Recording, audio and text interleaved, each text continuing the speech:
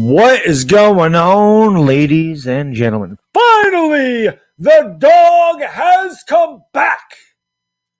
Well, I really never left, but I have been away for a few days. Thank you guys and girls for being here. I haven't done one of these in a while when it just comes to the New York Giants. Obviously, the Giants had a game today. Much better performance than they had against the Jets, but I figured tonight we'll just talk about the New York Giants, the game, any questions you may have. I mean, obviously the Yankees didn't play today. You can always ask the Yankee stuff anyway. But the Yankees been playing really well. I hope to do – I was thinking about it, man. Next week, they only play Monday and Tuesday against the Braves. It's early. I'll be at the gym both of those days. Can't do those games. And then, of course, I got the A's Thursday night, talking Giants. Friday night, I'm not going to be home doing my draft that night. So maybe Saturday, maybe. I don't know. We'll see. Yeah, man, I thought that they played a little bit better. I'm still wondering why they didn't play the starters. I understand that the sentiment was that they played a lot. It had reps in the practice. It's not the same to me. I don't know. I feel like they should have had some reps. So what's going on, Simon, AGM, V-Rock? What's going on? Luann, Andrew, Christopher. Hi. Signature hi for Andrew. What's going on, buddy? I went to the 24-hour stream. Andrew Christopher let us know he was originally from the 518 and a truck driver. These are things I remember. Don't remember a running back's name, but I remember that.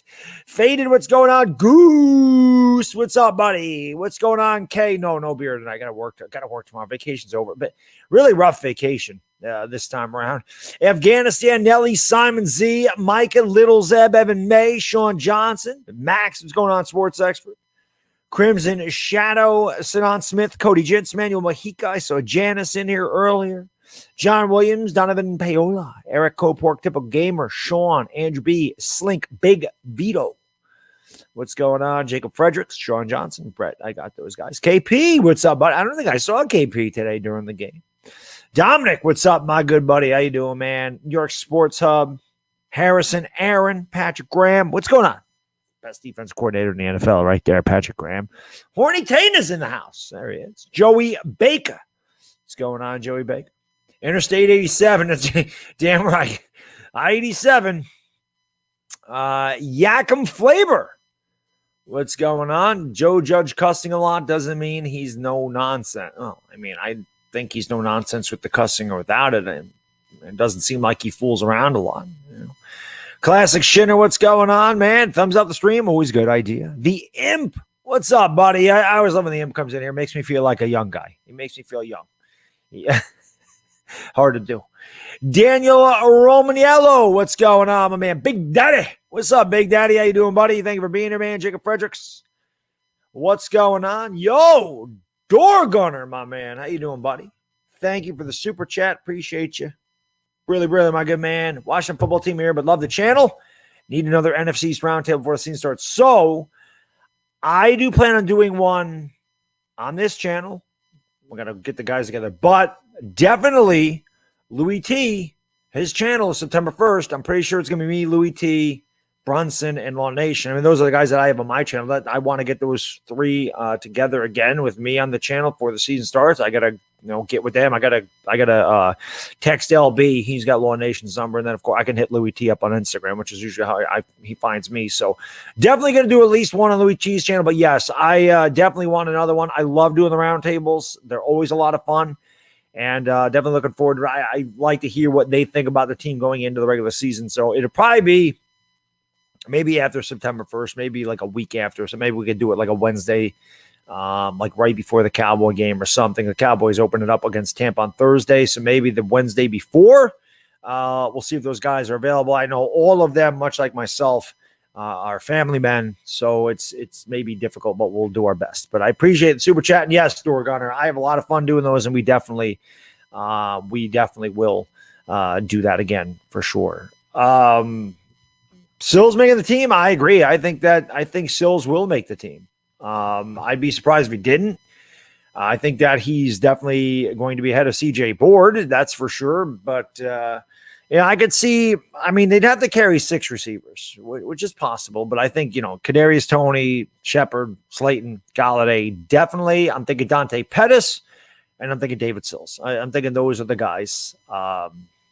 that are going to make it, Richard Arnold, what's going on, my man? Simon Z in the house. Hit the like. It's always good. Louis is the man. I love Louis T, man. He's freaking awesome, man.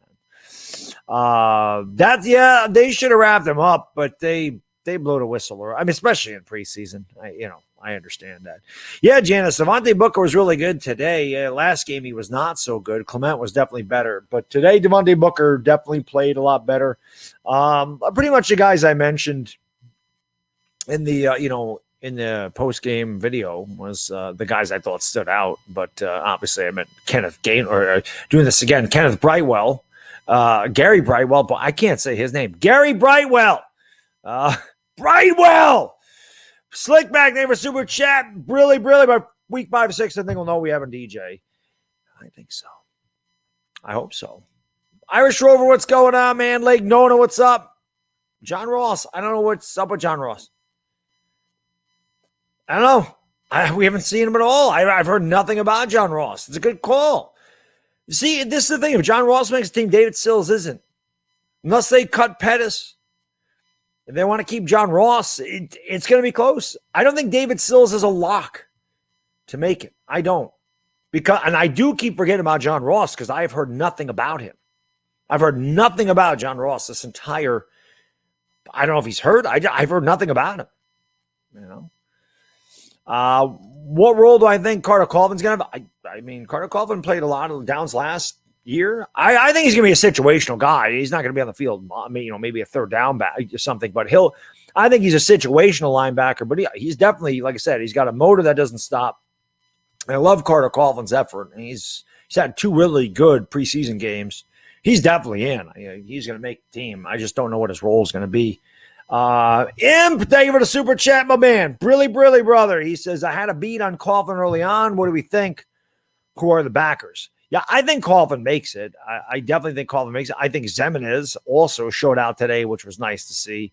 But, you're going to have Blake Martinez. I think you're going to have Blake Martinez, Azeez Ojulari. I imagine he's a 3-4 linebacker. Carter Colvin's going to make the team. Lorenzo Carter's probably going to make the team. You got Blake Martinez. There's a lot of linebackers. Reggie Ragland, maybe. They got a lot of linebackers. Cam Brown might not make the team. Tate Crowder, I've heard nothing about him either. So, but I think Lorenzo Carter, O'Shea Zemenes, Blake Martinez, Azeez Ojulari. I definitely think those guys, and Carter Colvin. I definitely think those 5 guys are in, and we'll see about the other ones. But I definitely think Coughlin's in for sure. No doubt about that.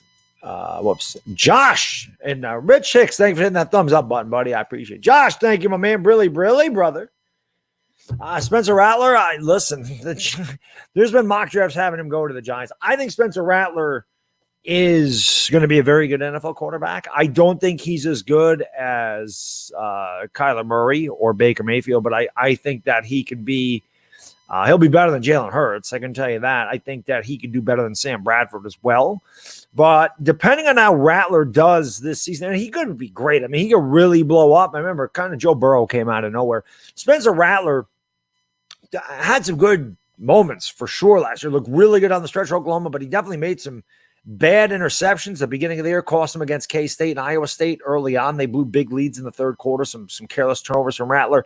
But if Spencer Rattler does what I think he can do, because Oklahoma should completely dominate the Big 12, there's a possibility that he goes number 1 overall. If the Giants are picking early on in the draft, they're picking top 5 because Daniel Jones stinks and they stink. I mean, you definitely could see Spencer Rattler become a Giant. I do think Spencer Rattler will make somebody very happy, without a doubt. So we'll see. We can't we can't tackle or set an edge. I mean, amazing guy. It is just preseason. It is the backups. Yeah, I would like to see them tackle. They should tackle no matter what level they are. But, I mean, we can't really worry about setting an edge when most of these guys aren't going to make the team. It's, you can't. For me, I don't really get too up or too down about the preseason because I just take it for what it's worth. And I try to look for guys that stand out, that are going to make the team, or these guys that are like on the bubble, like a David Sills, like a Gary Brightwell, these type of guys that, like I said, you just don't know. They're close. Definitely like Devontae Booker. Not that he's not going to make the team, but Corey Clement, the backup running back spot, because I think it's important. But I look more for guys that are really close to getting cut or just going to make the team and see how they perform. Though the backup line did a good job today. Though the offensive line was pretty good. But, we'll see. I mean, it is what it is.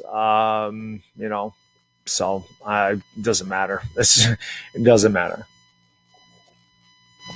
What's going on, Tom Lou? What's going on, Zuhaib? How you doing, buddy? Mr. Mayor, what's going on? Thank you for being here, man. Was hot at the Cleveland game was hot there.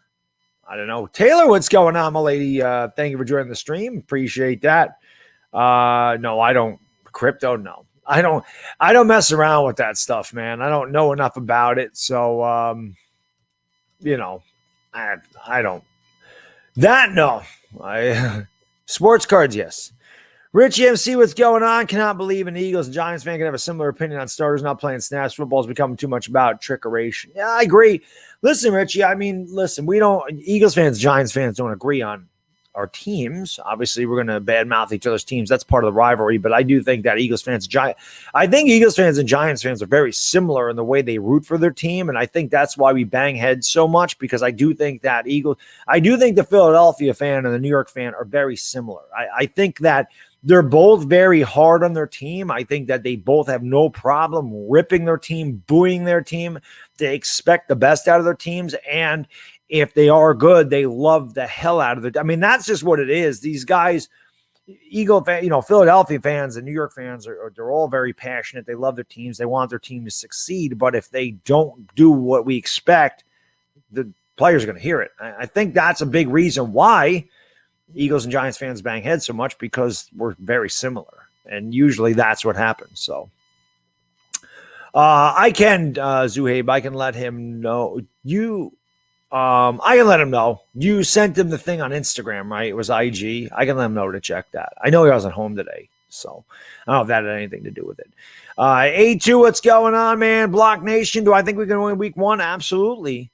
I think we're going to have to win ugly. Broncos got a pretty good defense, but I think that I definitely think that their offense doesn't scare me, and I think our defense is really good too. So I think that we got a chance. I definitely think we got a chance. They got to come to our stadium.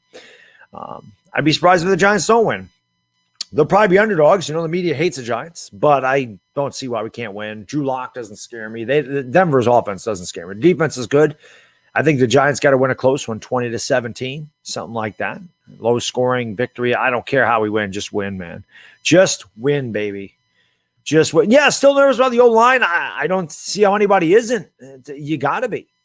I expect Leonard. I know you wanted to play. Leonard Williams is in the house. Leonard Williams.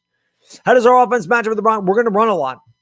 I don't think you're going to see Daniel Jones throw 40 times against their secondary, their pass rush, but we'll see. I think that the Giants got to kind of do what they did against Seattle last year, where they have to win ugly.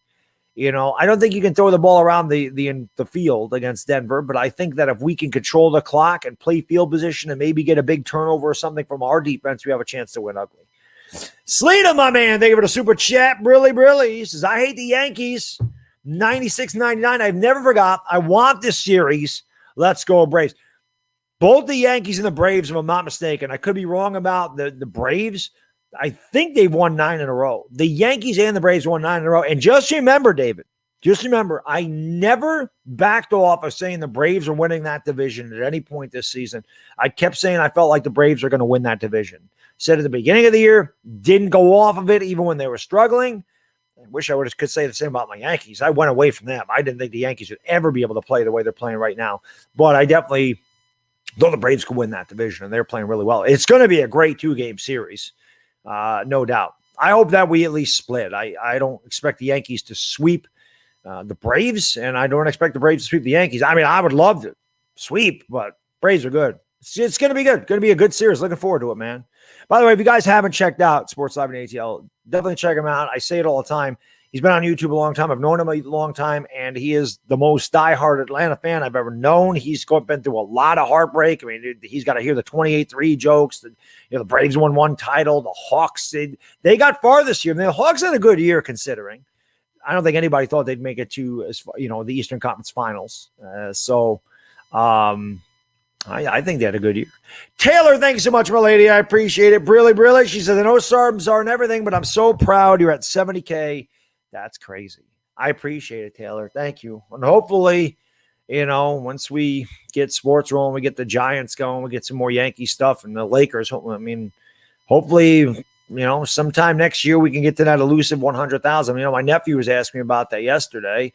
And he's like, you're going to get one of them play buttons. I said, if I ever get to 100,000, we will. And that's pretty cool because I never thought in a million years I'd be here. I owe that all to you guys and girls. I would never thought my channel would blow up the way it did. So I couldn't do that without you all. So I do appreciate it very much. And I appreciate all the support that you guys and girls show me, even when I'm going through tough times, because life happens.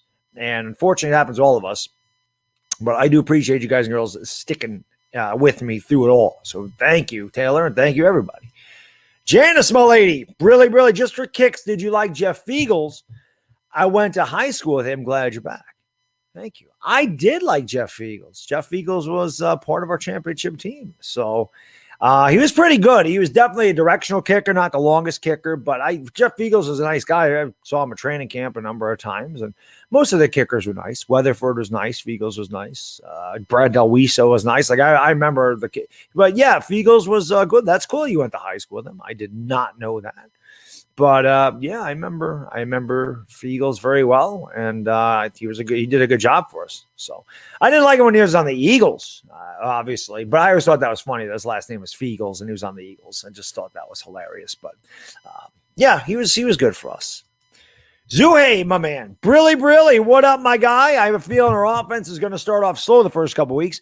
I actually emailed him, but you could remind him that'd be cool. I want to send it before Tuesday. I will definitely email him tomorrow to let him know to check his email. That's right. He sent his email in the chat. I'll definitely let him know that you are trying to get a hold of him for sure. But I agree with you. I think the offense is going to have to start off slow. We have two very good defensive teams against Washington and against Denver. And I think the Giants are going to have to try to find their footing. We'll see how much these starters play next week against New England, but I still think these guys needed some reps. They're going to be a little bit rusty coming out. We'll see what they do against New England, but yeah, I don't think that you're going to see a high-flying offense the first couple weeks. I don't think that's possible. Both of those teams are very good defensively. The Giants can't take chances against them. They're going to have to play it pretty close to the vest, especially when the offensive line is trying to find its footing as well. Thank you, David. I appreciate it, buddy. Appreciate that, man. And yeah, I will see, but I expect the Giants to do a lot of running, and I expect a lot of safe passes. Maybe they'll stretch it a little bit, but I don't see too much in the way of like high flying offense the first 2 weeks. I think they got to win ugly. I think they got to play field position, and I don't think Giants fans can get mad if the offense doesn't put up 30 points against Denver and against Washington. It's not saying that's out of the realm of possibility, but it's not likely. So hopefully they can figure it out. Calvin, my man, thanks so much. Great Cardinals fan there. Brilly, my man. It says, unlike my Cardinals, thought your Giants played well this weekend. Hope you close out the preseason with a W against the Pats. Yeah, Calvin, I thought the Giants did do a much better job today. Again, I don't really worry about winning or losing in the preseason. The final score doesn't really matter. I mean, it's nice to win, but at the end of the day, nobody ever remembers the preseason games and the final scores. I just hope that the Giants' first team looks good, and the guys that are trying to make the team, play very well, and hopefully we don't get shut out 35-0, and hopefully Daniel Jones plays well. Nobody gets hurt, and that's really last preseason game. That's really all I'm hoping for. Starters look decent, get out of it unscathed without getting hurt, and that's a W to me. We could lose the game 34-7 if Daniel Jones and company goes down and scores a touchdown in the first drive. Nobody gets hurt. We get out of it unscathed. I'm happy with that. That's a W to me. So, but again, Calvin, if the Cardinals didn't look good, you can't really read too much into it. It's the preseason. We can't get too high or too low about that. Ross injured his hamstring last week. Okay, did not know that. There's so many injuries with these damn hamstrings, man. It's insane. Do I got any watches, Bavith? I do. I don't have one on now, but yeah, I got quite a few. I have Movado. I have a Tag. I have a Rolex. I have a smartwatch. What else do I have that I wear? I got a couple of cheap ones. So, I don't even know what the hell they are. I don't have a Citizen. I forgot what the hell that other name of the watch is. What other watch I have. I just usually wear my smartwatch or my Fitbit, whatever the hell you want to call it, so I can keep track of the calories I burn throughout the day. With all the gold, no, I don't have much. I got a gold necklace. I've had this necklace since I was 19. So I've had this for a long time. No, I don't. I mean, I don't bet on preseason games either. There was a couple guys, and my man Darren McCardle bet today. He won. He had under 34.5 or whatever it was. He made it. Lou 72, what's up, man? Zach Wilson for MVP in the house. Eric Powell, Jared Williams. What's going on? Who uses watches? I do. I'm Italian, man. I like timepieces. I like nice watches. I like very nice watches. I always have. I've always liked nice watches. That's don't need a phone, man. Watch just looks nice. I mean, when you're an Italian guy, you like jewelry. It's just part of the thing. It's part of it. You want to be like me when you grow up? I don't blame him, Vith. I want to be like me when I grow up too. I'm hoping someday when I do grow up that I can be like me. Calculator watch. I had one of those. I had one of those in high school, Johnny. Absolutely. I don't know if they were Seiko's or what the calculator watch was, but I did have a calculator watch. I absolutely had that in the 80s. Definitely had a calculator watch.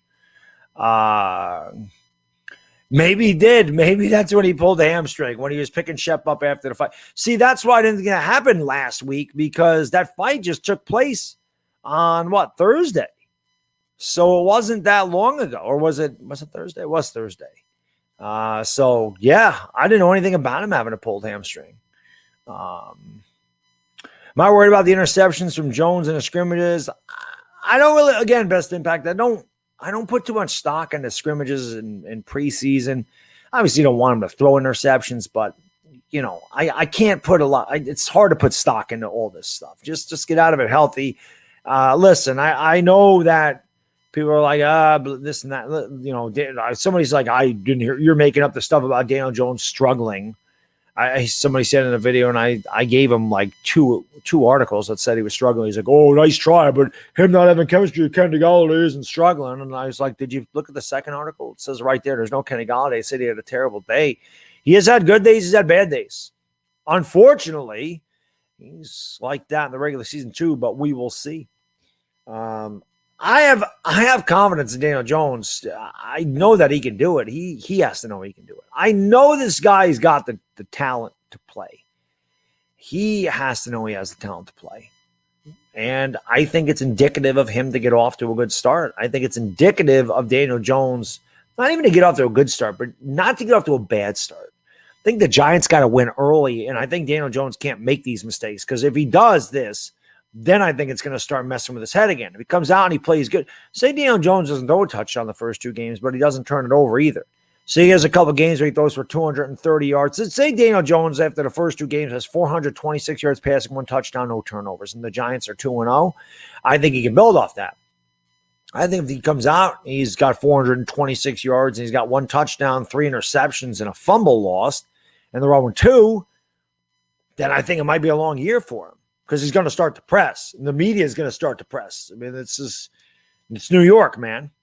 They're impatient. We're impatient. So, I don't know, Ronnie. I don't know if they're going to keep I can't see them keeping 3 quarterbacks. I can't see them keeping 3 quarterbacks. I will say LaWork looked pretty decent, but I can't see them carrying 3. I can't see him carrying 3. Simon, thank you for the super chat. Really, really important thing is to learn from and fix those interceptions. That's right. That's exactly right. You got to fix the mistakes. Can't keep repeating the mistakes. Got to fix the mistakes. I agree with you. You got to learn. But yeah, he isn't. He's had some bad moments. But let's look at it. Like I said, man, a few years ago they said Eli Manning's looked great in practice and he didn't have a good year. It's practice. We gotta wait, man. We're getting close. I know everybody's ready for football, but we're gonna know soon what the hell we got. So it's all good. Hey, thank you, Matthew. Appreciate it, buddy. Yeah, the NBA Finals. I had a fun time doing the NBA Finals for sure. I'm glad that a lot of my subscribers said, even though after the Lakers are knocked out, to continue to do the playoffs. I had a fun time doing the NBA playoffs. I'll probably do them again next year, no matter where the Lakers are. although I expect the Lakers to be in the finals, but we'll see. Not indicative imperative joy. He needs to get off to a good start. Like I said, Chris, he doesn't need to go off to a great start. He just can't get off to a bad start. That's what I'm thinking. He just can't get off to a bad start. But I understand. He needs to get that confidence. The Giants need confidence in him. Big play say, how can I be the man when you the man? Yeah, Charles Van Leeuwen, the Lakers will be back soon, buddy. October 19th, we're less than 2 months away from Laker basketball. That's coming fast. Fast and furious. So, Jets coach is bald. Yes, he is. Thank you, Waterfly. Thank you for hitting that thumbs up, man. Always appreciate it. Jarvis Juice, what's going on, man? I've not heard anything about Rice and John yet. Hopefully he wasn't serious. I think he's had a good camp. I think he's looked pretty good. I like the way he looked today. He made a couple nice adjustments, made a couple nice catches, got good size. I like it. I think that he's played well. I haven't heard anything though. No, he usually refers to me as Baddog. He doesn't usually call me Kevin, but I don't know. I don't usually call him. We just usually don't use the names. We just talk to each other. I don't know. Rudolph looked good at warm-ups today. I didn't even know he was warming up. Mike McCarthy fat. Yeah, he's not starving. But yeah, I haven't heard anything about him at all. Listen, what's that say? Rehearsal off it. I agree. The offensive line is definitely a big question. It's huge. And yeah, the offensive line stinks. Daniel Jones is going to struggle. He's not that guy. He's not Aaron Rodgers. He's not Russell Wilson. He's not Deshaun Watson. He's not a guy that can survive with a bad offensive line. He's not an elite quarterback. He'll never be an elite quarterback. He needs protection. He needs it. And I think having a healthy Saquon Barkley would definitely help that. But yeah, the offensive line needs to be good for him. Because if they're bad, he's going to be bad. If they're good, he can be good. Rudolph is running routes. It's good to know that. Because they were talking about starting him on the PUP list and missing 6 weeks. So that's definitely a good thing. We keep in Sills. Christopher, it's tough. John Ross, they only signed him a 1-year deal. It's very possible that they cut him. So we'll see. There's 4 guys making this team. I don't know how many receivers the Giants are going to carry, but Slayton's making it. Obviously, Galladay, Sterling Shepard, Kadarius Toney. There's your 4 guys. If the Giants are carrying 5 or 6 receivers, if they're carrying 5, Sill's probably going to make it. If they're carrying 6, he's got a chance. But I think Dante Pettis is going to make the team. No, the Yankees are on a 9-game winning streak, as far as I know, Jake. I'm pretty sure they won 9 in a row. Cowboys look terrible. Again, I'm not going to look too far into preseason. There's been teams that look great in the preseason and they've sucked in the regular season and vice versa. So I'm not going to get carried away. Obviously the Eagles look terrible too. Cowboys looking terrible. I don't think that matters. I think the Cowboys are still going to be very formidable in the NFC East. I do think the Eagles are going to have a bad year. I thought that for a while. So we'll see. And the Jets looking good. They're the Jets. They didn't look great against the Giants. They won, but I don't know if they look great. I do think that Zach Wilson was pretty good. But we'll see. It's a long season. When these rookies get in there, man, it's a much different story.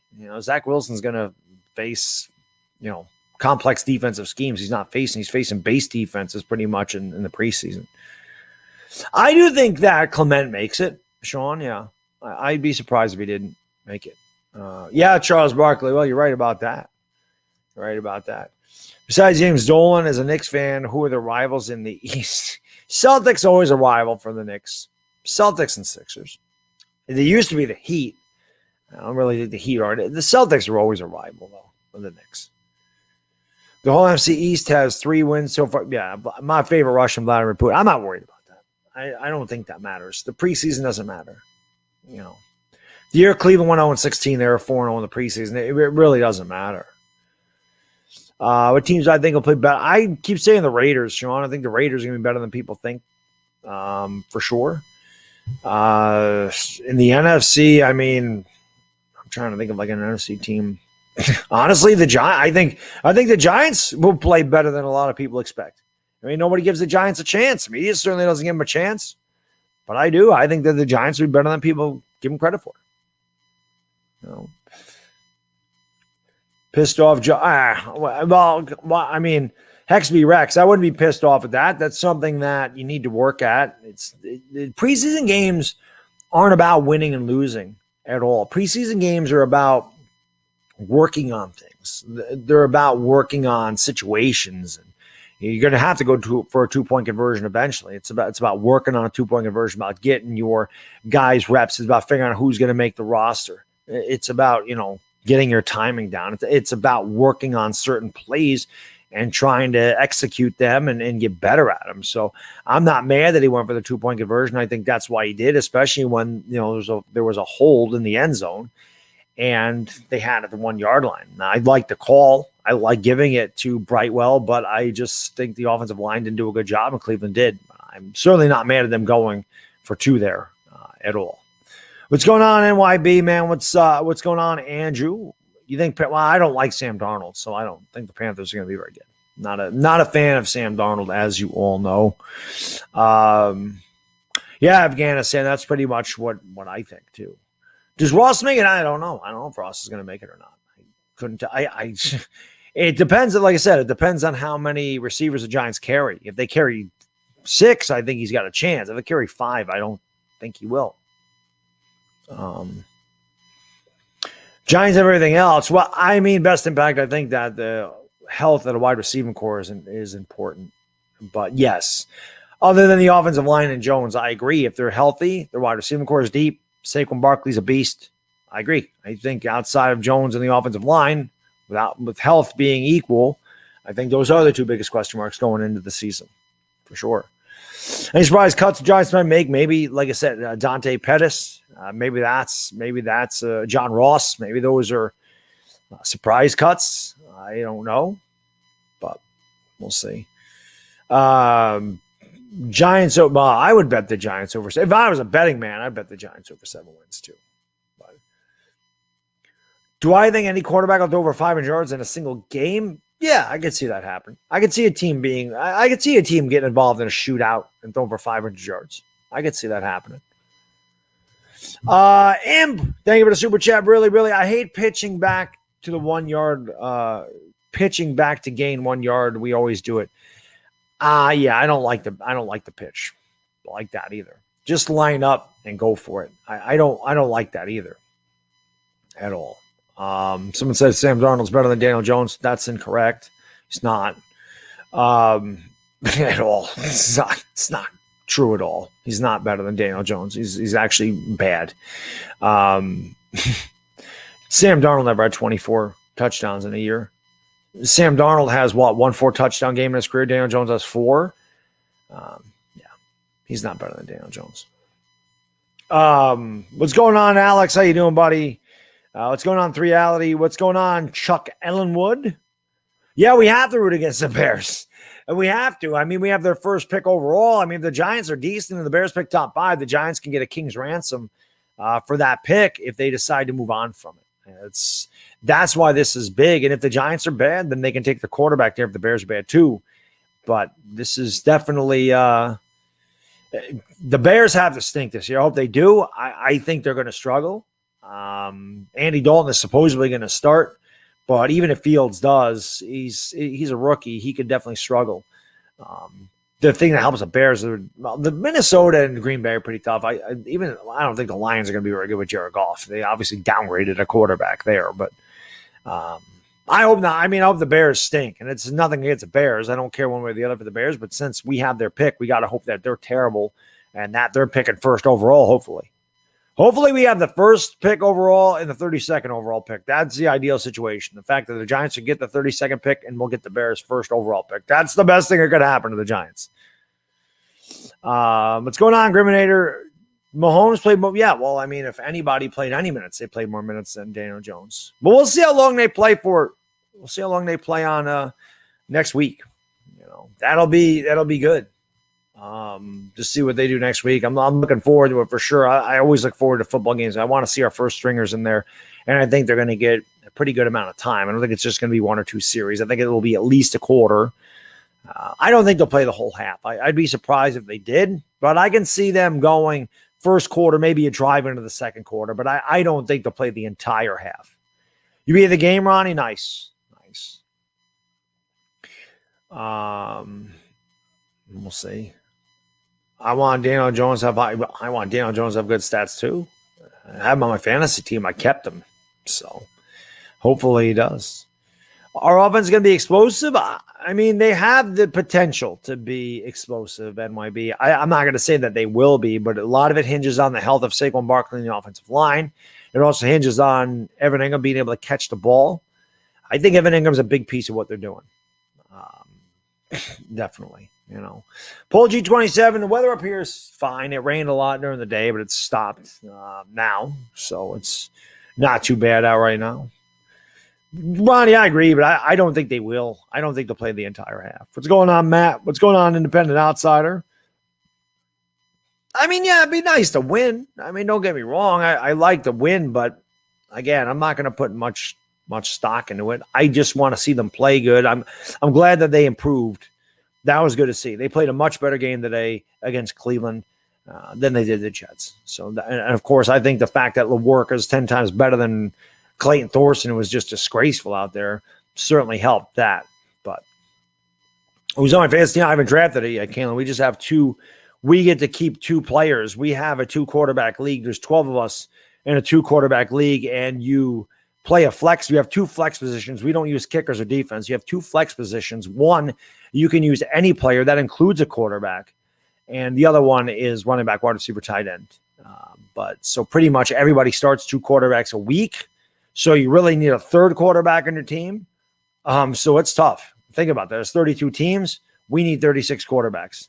So I don't know who's on my fantasy team. I draft next Friday. But we have Brandon Ayuk. We kept him. And in order to keep it, wherever you draft a guy, say we drafted Daniel Jones in the 10th round overall, we would lose an 8th round pick for Daniel Jones. That's how that works. Brandon Ayuk, I think I'm getting back into the league. I haven't been in it 2 years. My buddy and I share a team. I think he said he picked him 14th, so we'd lose a 12th round pick for Brandon Ayuk. Those are the guys that we're keeping. Am I streaming? I'm probably not, Vladimir. I'm going to the gym those days. I haven't been to the gym in a few days because of everything that was going on this weekend. So I have to get back in there. I can't not be in the gym for that long. So I'm probably not doing a Braves game. They play at 7:30. Probably not doing either one of them, unfortunately. And I won't be able to do the first 2 A's games either because, like I said, we got Talking Giants Thursday. And I got my draft Friday. So maybe the Yankees on Saturday or Sunday.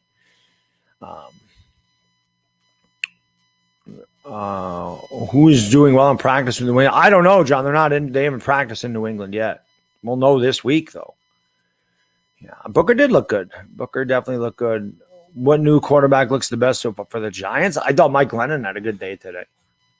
Ryan LaWark's not. I don't think the Giants are going to carry 3 QBs. I don't think they're going to carry 3 QBs. Independent Outsider, thank you, my man. Brilly, brother. O-line has to keep O on the field and up the rest our D. I definitely think that if our offensive line is good, the defense will be even better. I think the fact that the Giants' offense may be able to sustain some drives and make the defense even better, which is why I think the Giants have a chance to be a top 5 defense this year. I'm not streaming my draft. No, it's not at my house. I'm not going to stream. I'm not going to stream a draft at my friend's house. That's not going to happen. We do it in person. I don't do it online. We do it in person. We play some poker. We don't do everything. We're older guys. We like to hang out and have. We enjoy that instead of just doing everything online. We've done that for years. So, but what's going on, Orphanage DeGrom? The Mets end up winning today. They were winning. Mets have struggled. Mets fell off a cliff. Were they 6 games behind Atlanta? It's crazy. Yes, we do it in person. Yep, we do it in person. Yeah, I agree, Independent Outsider. That's what I'm saying. If we could get the time of possession up, the defense can be – it's already better talent-wise because you got McKinney healthy and you added Adoree Jackson. So if you are able to win the time of possession, your defense is going to be even stronger, which would be great. So Border Sills, who do I think? Again, I think Sills is ahead of the depth chart against CJ Board. But if you're looking at John Ross, really, I think he passed Board. But then you're going to have John Ross and you have Dante Pettis. And it depends on how many receivers the Giants carry. So we'll see. He's on the bubble. Not guaranteed to make it, but definitely not guaranteed to get cut. I think that we'll get a better idea against New England exactly what he's going to be, because Kenny Galladay's not going to play, and John Ross probably isn't going to play. Kadarius Toney, hopefully he does play, but you never know with him either. So he's got a chance, but I'm not gonna say he can or not. I hope we do, Baller. I hope we do beat Atlanta. We're going to try to help out the Mets. The next 2 nights. Hopefully we can get it done. I beat my friends in poker during my first. Oh, there you go.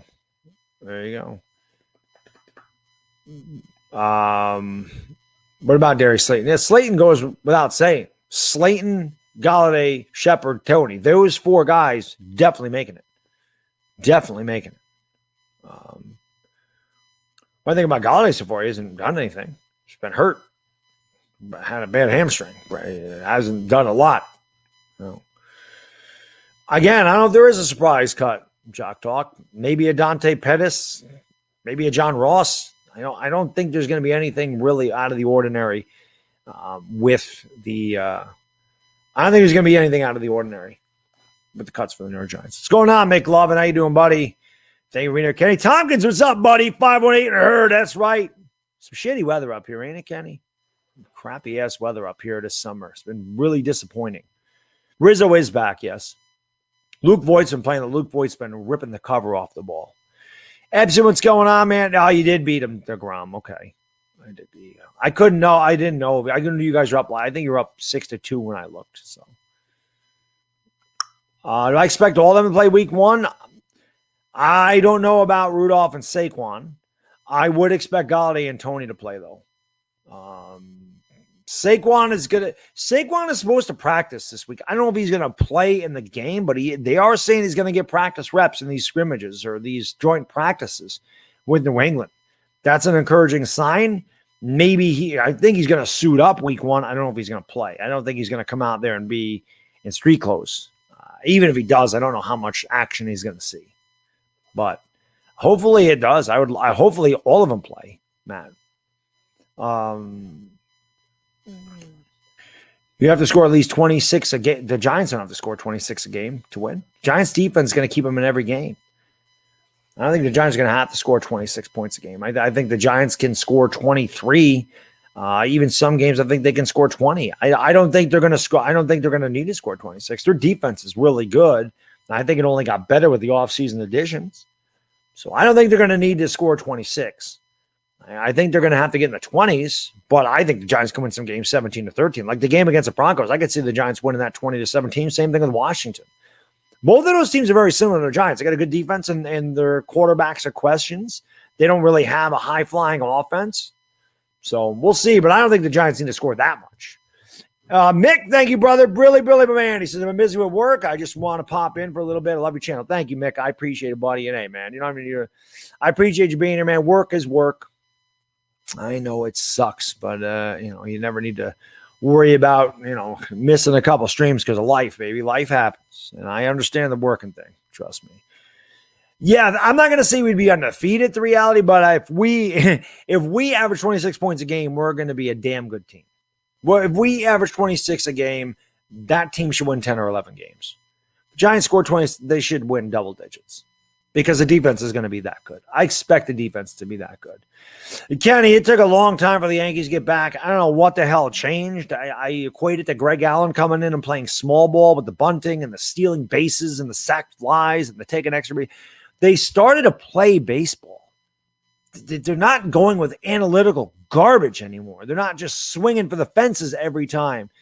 They are doing a lot of things they didn't do at the beginning, like stealing bases. Through the first 90 games of the season, the Yankees had 20 stolen bases. And in the last 40 or whatever it is, the last 30 games, they've had 30 steals. It's been crazy, the difference. Rizzo's been stealing bases. Tyler Wade's been stealing bases. Tyler Wade has played well for the Yankees. The Yankees they're in a good groove right now. And again, every day it's somebody different. It's DJ LeMahieu one day. It's Giancarlo Stanton one day. It's Judge one day. It's Voit one day. It's Rizzo one day. It's Gallo one day. It's Brett Gardner one day. Like, that's the way you win games, and that's what they're doing. And yes, Matt, the starting pitching has just been unreal. Way better than I ever would have dreamed after Garrett Cole. Jameson Taillon, been great. Jordan Montgomery, been great. Nestor Cortez, been great. Luis Gil, been great. Heaney's been the one guy that was pretty bad, but he actually pitched good against the Red Sox the other day. So the starting pitching has been amazing. The back end of the bullpen still gives me agita. Any advice starting college tomorrow? I got no advice. I got no advice. Just enjoy your youth. That's my advice. It goes fast, Luke, especially when you're out of college, and it really goes fast. I think so, Matt. I think Brian Cashman saw the rant. I think they changed team philosophy. I agree. All year, you guys know, I've screamed about going the other way, bunting, sack flies, small ball. All year, I've screamed about it. They finally do it. They're 30-11 in the last 41 games. There's a reason. There's a reason. I want something crazy like to beat I would like to beat the Bucks. I don't care what this. I never care what the score is. I would just like to beat the Bucks. Do I think Ingram's gonna have a bounce back season? I mean, if he could catch the ball, I think he's a big, huge part of what the Giants can do. He's got to. Ingram's like Daniel Jones. The talent's there. He just doesn't live up to it so far. Hopefully this year they both do. If Evan Ingram has a good year, Daniel Jones is gonna have a good year. Daniel Jones is going to have a good year without Evan Ingram having a good year. But if Evan Ingram has a good year, Daniel Jones will have a really good year. Janice, my lady, thank you so much. Brilly. I think the Yankees been watching your videos and taking notes. I agree. I know that teams watch these videos. I know players watch these videos. I know they do. I know announcers watch the videos too. We all know how many announcers steal my sayings. We all know that. We all know the Lakers took this a couple of years ago when they would have a nice pass. We all know J.R. Smith and company took this from me. We all know that. Good luck, LeBron. We all know they did that. We all know. If anybody starts saying Swiss cheese sandwich, and we know we got a problem, and we all know people took THT dynamite from me too. It is what it is. It is what it is. Yankees are hitting. Yes, exactly. Even fundamental baseball, small ball, fundamentals, wins games. Yeah, if he catches it, he's gonna have a big year. He's got to catch the ball. He does everything else right. He just doesn't catch the ball. You know. Do I think Kenny Galladay's not going to put up numbers like Odell Beckham? I can't see that. If he does, that'd be amazing. But listen, Odell Beckham in his prime was better than Kenny Galladay ever dreamed about being. Odell Beckham in his prime, I compared him to a smaller version of Randy Moss. That's how good Odell Beckham was. He obviously dealt with a lot of injuries in his career, and now he's getting older. I mean, it catches up with it quick. I mean, Odell Beckham's been in the league. This will be his 7th or 8th season. He was drafted in 2014. So, I mean, he's 30. You know, you when you're 30 in the NFL, you're at the downside of your career. And he definitely coming back from some serious injury problems. See. I don't know how good he's going to be, but in his prime, he was pretty electric. You know, 2 out of teams. Yes, they are. Yes, they are. Galladay is 28, I believe. Kenny, I could be wrong, but I think he's 27 or 28. He's late 20s, but he's not. I don't think he's 29. He's definitely not 30 yet, but I think that he's 27 or 28. David Cohen admitted to watching Joe's McFly. I'm sure Cohen has stumbled across my channel. He's mentioned Joe's McFly on Twitter. He said the legendary Josie McFly on Twitter. But I'm sure that Cohen is, and Cohen probably don't like it, I have to say, because I hate analytics. And Cohen is a sabermetric. I love Coney, but I can't agree with him on any of this stuff. I'm just not a sabermetrics guy. I don't believe that wins games. They're tools. You can measure how good a player is or what his value is, but that doesn't win games. I think analytics are used to measure a player's skill set, talent, but it does not win games. It just the fundamental hitting with men on base, driving them in, getting a runner in with less than 2 outs, being able to sacrifice guys over a guy in second base with nobody out, being able to hit the ball to the right side of the infield. If you're not going to bunt, being able to pull the ball or hit the ball the other way to get him to third with one out. These things are important. Going to first and third on a single. This stuff's important. Not exit velo and launch angle and batted balls and play and barrel percentage. None of that's important. None of it. WAR doesn't mean anything. Playing baseball. When it comes down to it, baseball is the same game it was for 150 years. So, no, Kenny's not in my garage anymore. The Giants signed him. Remember. What games am I going to? Just the Eagles game. I'll be at the Giants-Eagles game. He is 27, 28. Okay, so I got that right. I thought that's where he was. Yeah, Jock Talk, he definitely had some bad luck. There's no doubt about that. There's some Giants fans still in love with Odell Beckham. I don't have a problem with Odell, but, he's not what he once was. Giants won that trade. He didn't do anything for Cleveland. He hasn't won anything with Cleveland. And him being on the New York Giants would not have made the team any better. It wouldn't have. He would not have made this team any better. So I think that they won the trade. Jabril Peppers has been pretty awesome. I can't believe what anybody says about Philly 500. I get a lot of people saying Philly 500 said this, Philly 500 said that, and then Philly 500 is like, I never said that. And I have a tendency to believe him since I talked to him off of YouTube. I don't think Philly 500 would ever say that Sirianni's better than Judge. I can't see him saying that. I don't think he knows what Sirianni is. So I can't see him saying that. I can see him saying the Eagles will win 11 or 12 games. I can see him saying that because he says that every year, but I can't see him saying that. And thank you, my man, Brilly. The old managers used analytics, but it was programmed into their heads, and then there was the human element. Yeah, exactly. There's definitely the OPS is an analytical tool. That's important, but really, that's just your on base and your slugging percentage, which you really don't. You could have added them up without really having a statistic for it. I think on base percentage is one of the most important stats there is. I mean, it's how much you're on base. You got guys that were having on base of over 400. They're doing their job. That usually equates to a guy hitting 300, around 300, and drawing 80 to 100 walks. You want that guy on your team because when you have guys on base, pitchers obviously working from the stretch. Those high impact innings take a lot off their arm. So, 26 points a game make them serious contenders, not scraping by. The idea is advancing in the playoffs. Well, Chris, to me, I think the Giants just got to have a winning season. It's baby steps. Yes, I would like the Giants to be a contender. I would like the Giants to get in the playoffs and win some playoff games. But at this point, this team has won 20 games in the last 4 years, right? So the Giants just have to have a winning record. Let's get to 9 wins. Let's go 9-8, 10-7. Let's get into the playoffs and then take it from there.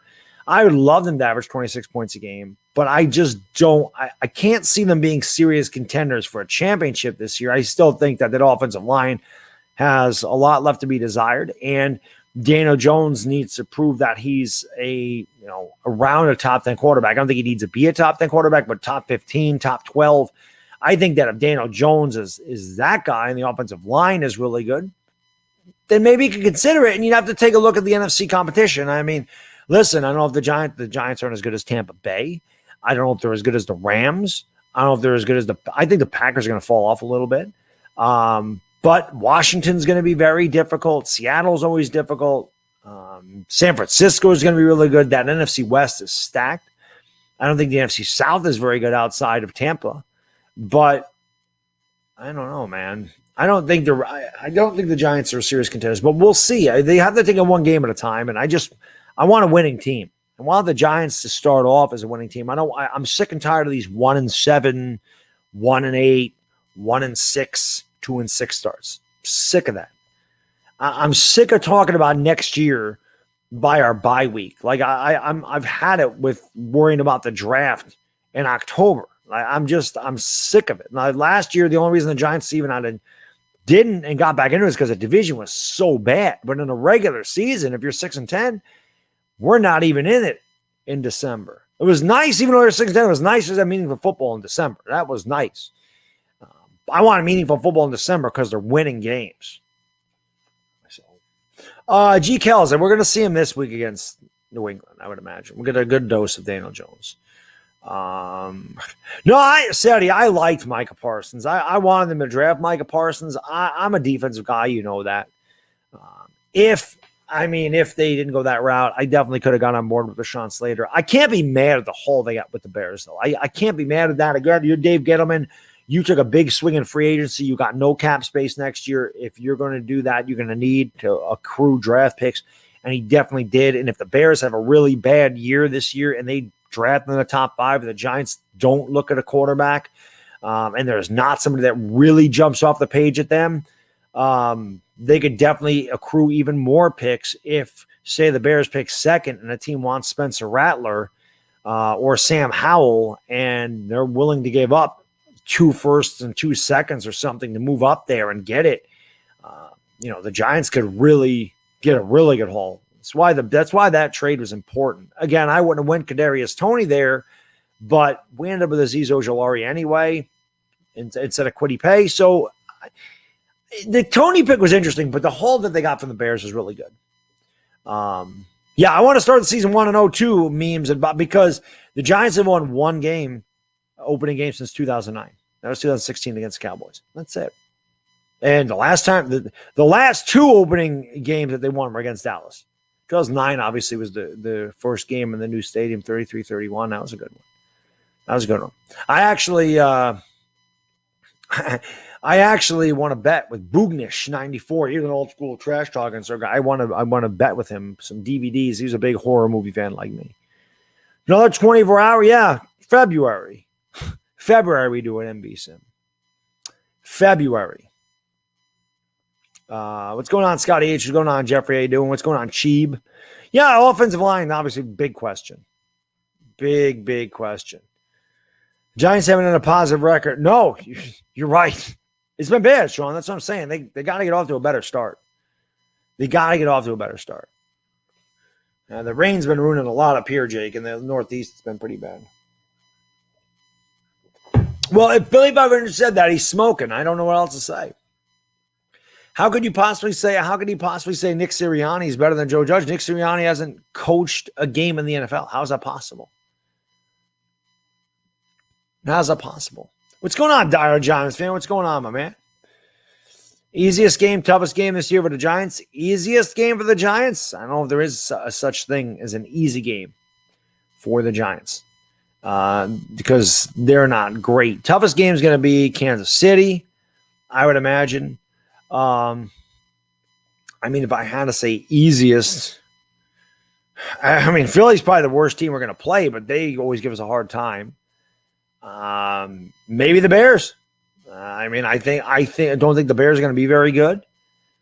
I think every team in the AFC West is going to be tough. Maybe the Falcons. I don't know how good the Falcons are going to be. That should be a team we could beat. But I don't think there's any easy games for the Giants. I don't think the Giants are good enough where you could say that's going to be an easy game. I still think the Giants are going to win a lot of close games. So the toughest games are definitely going to be either Kansas City or Tampa Bay. Rob Program, how can I be the man when you're the man? I've not watched the Little League World Series. Atlanta's easiest. That's possible. JD, my man. Thank you for the super chat, brother. Where'd that go? Really, great video earlier. I know you want the Giants starters to play. I think preseason's headed towards being non-existent. Surprise. That's a good call, JD. I agree with you. I think preseason is heading towards being non-existent. I agree. I think what you could see, JD, is kind of what the Giants did with Cleveland and just some inner squad scrimmages.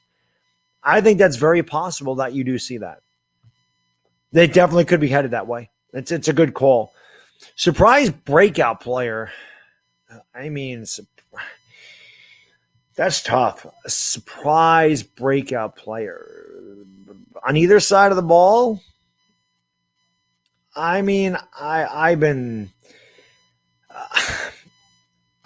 saying McKinney. I don't know if McKinney would be a surprise, but I think he'll break out. That's tough. Maybe Kadarius Toney. No. I think I mentioned this before. I think I mentioned it the other night. Evan Ingram. I mean, I think that listen, I'm down on Evan Ingram too, so don't get me wrong, but I think a lot of Giants fans are down on Evan Ingram. Oh, I mean, O-line, okay. I said Will Hernandez the other night. I think Will Hernandez has a breakout season, JD. I think that Will Hernandez is a guy that is going to get back the way he was his rookie year. He seems like he's got that nastiness. He seems like he's 100% healthy. I definitely think Will Hernandez is a guy that could really become a very good guard for us, and I hope that he does because we're going to need him. But if I'm going to say surprise breakup player, I don't think a lot of people expect a lot out of Will Hernandez, and I think that he is definitely a guy that can shine. And I think Evan Ingram is the same guy. I know a lot of Giants fans are down on him. I'm down on him with good reason. But if Evan Ingram can just hold on to the damn ball, he can have a breakout season. He's good enough. He's open all the damn time. We know that is a complete mismatch. He's very athletic. We know this. He's got to catch the ball. He's got to catch it. But those are the two guys I think that could have really big seasons that really nobody's looking at, Will Hernandez and Evan Ingram. And hopefully that's what happens. What's going on, Informal Deviant? Gucci Lopez. What's going on, Mob Beetle? Slate will break out. I hope so. I hope they all break out. Honestly, man. Do I think Daniel Jones is the answer? I think, Chaz, at the end of this year, we're going to know for sure. I think there's still a ton of questions with Daniel Jones. I see the talent there. I know he's got talent. I definitely think he's talented enough to succeed in the NFL, but he has to know it, and he's got to get better processing the field. He's got to get better. Like, perfect example, Mike Glennon today, he looked over to the right real quick. It wasn't there. He went through a couple of progression rules there, went back to his left. And I think it was, I don't know if it was Brightwell, whoever the running back was at the time. I don't remember if it was Brightwell or if it was Devontae Booker, but he went back to the left, found the running back in the flat, and he ended up with the first down. That's the type of thing we need to see from Daniel Jones, what Mike Glennon did. What's going on, David Veteran? How you doing? David the Marine, thank you for joining the stream. IQJ, what's going on? Yuri, my man, thank you so much. Whoops, really, brother. Matt Cole, oh, it was Booker. Thank you, Matt. Matt Cole, wide receiver, the defensive back. Didn't Belichick use Troy Brown as defensive back? Judge using Belichick's trick. He did use Troy Brown as a defensive back. He did. But I don't think that that's why we did that with Matt Cole today. Yuri, I think he was just a camp body, and they just needed to put somebody out there because none of their defensive backs played today. No Bradbury, no Adoree Jackson. None of the safeties played. No McKinney, no Peppers, no Logan Ryan. We did see Julian Love for a little bit. I don't even think Darnay Holmes played today. I don't remember seeing Holmes out there. So I think that they had to. But, yes, I mean, he is a Belichick disciple, so we'll see. Tyler Shea, how can I be the man? You know, man. 24-hour Super Bowl live stream would not happen. Amazing guy, because I do the 24-hour streams the Saturday before I take vacation. I always take one in February, and I always take one in August, and in the middle of February. And I like to, especially because my kid is going to be going to school this year, I'm gonna have to take those weeks. I usually do anyway. They usually coincide with that, but I'm gonna have to take the recesses off. I haven't heard anything about Aaron Robinson. I thought we'd actually see him today, Richie. I don't remember seeing Aaron Robinson out there. Darnay Holmes did play that. Okay, I don't remember seeing him out there. Yankees doing better because Boone told the team he didn't want any more guts. Yankees doing better because I told Aaron Boone I was going to give him a gut punch if they didn't turn it around. That's what happened there. NFL Networks are playing the game right now. I'll go over there. I got Bronx Tale on. It's always my kind of like go-to for these streams. I always just have it on, but I'll put the NFL Network on there. But yeah, I thought the Giants did pretty. I mean, definitely look better today. Little bad dog, Rob. He's getting big, man. He starts preschool in a couple weeks. Daddy's gonna have a hard time with that. I'm not gonna lie. I'm probably gonna cry when he goes. I'm as an Italian guy, and any Italians in the chat. We usually do have a lot of Italians in these chats. Any Italian guy will tell you they're very protective of their family. It is embedded in us. Yeah, Bronx Tale is the best, Kenny. It's the best. But you ask any Italian guy, they're very protective of their family. It's just a thing. It's, no matter if it's good or bad, you're just overprotective. I don't really care about it in many people. I don't, but I'm extremely overprotective when it comes to my wife and my son. I am, I'm very protective of those two, without a doubt. Giants versus Yankees World Series. I don't care who's there against the Yankees, Albert. I want a Dodgers-Yankees World Series. I want that so bad. I wanted that for years.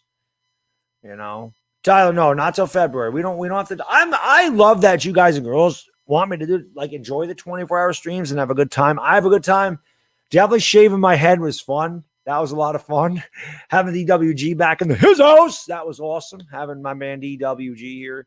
A little Baddog made a number of appearances, being a smartass, which you gotta love. We had the Giants game, and it's just fun.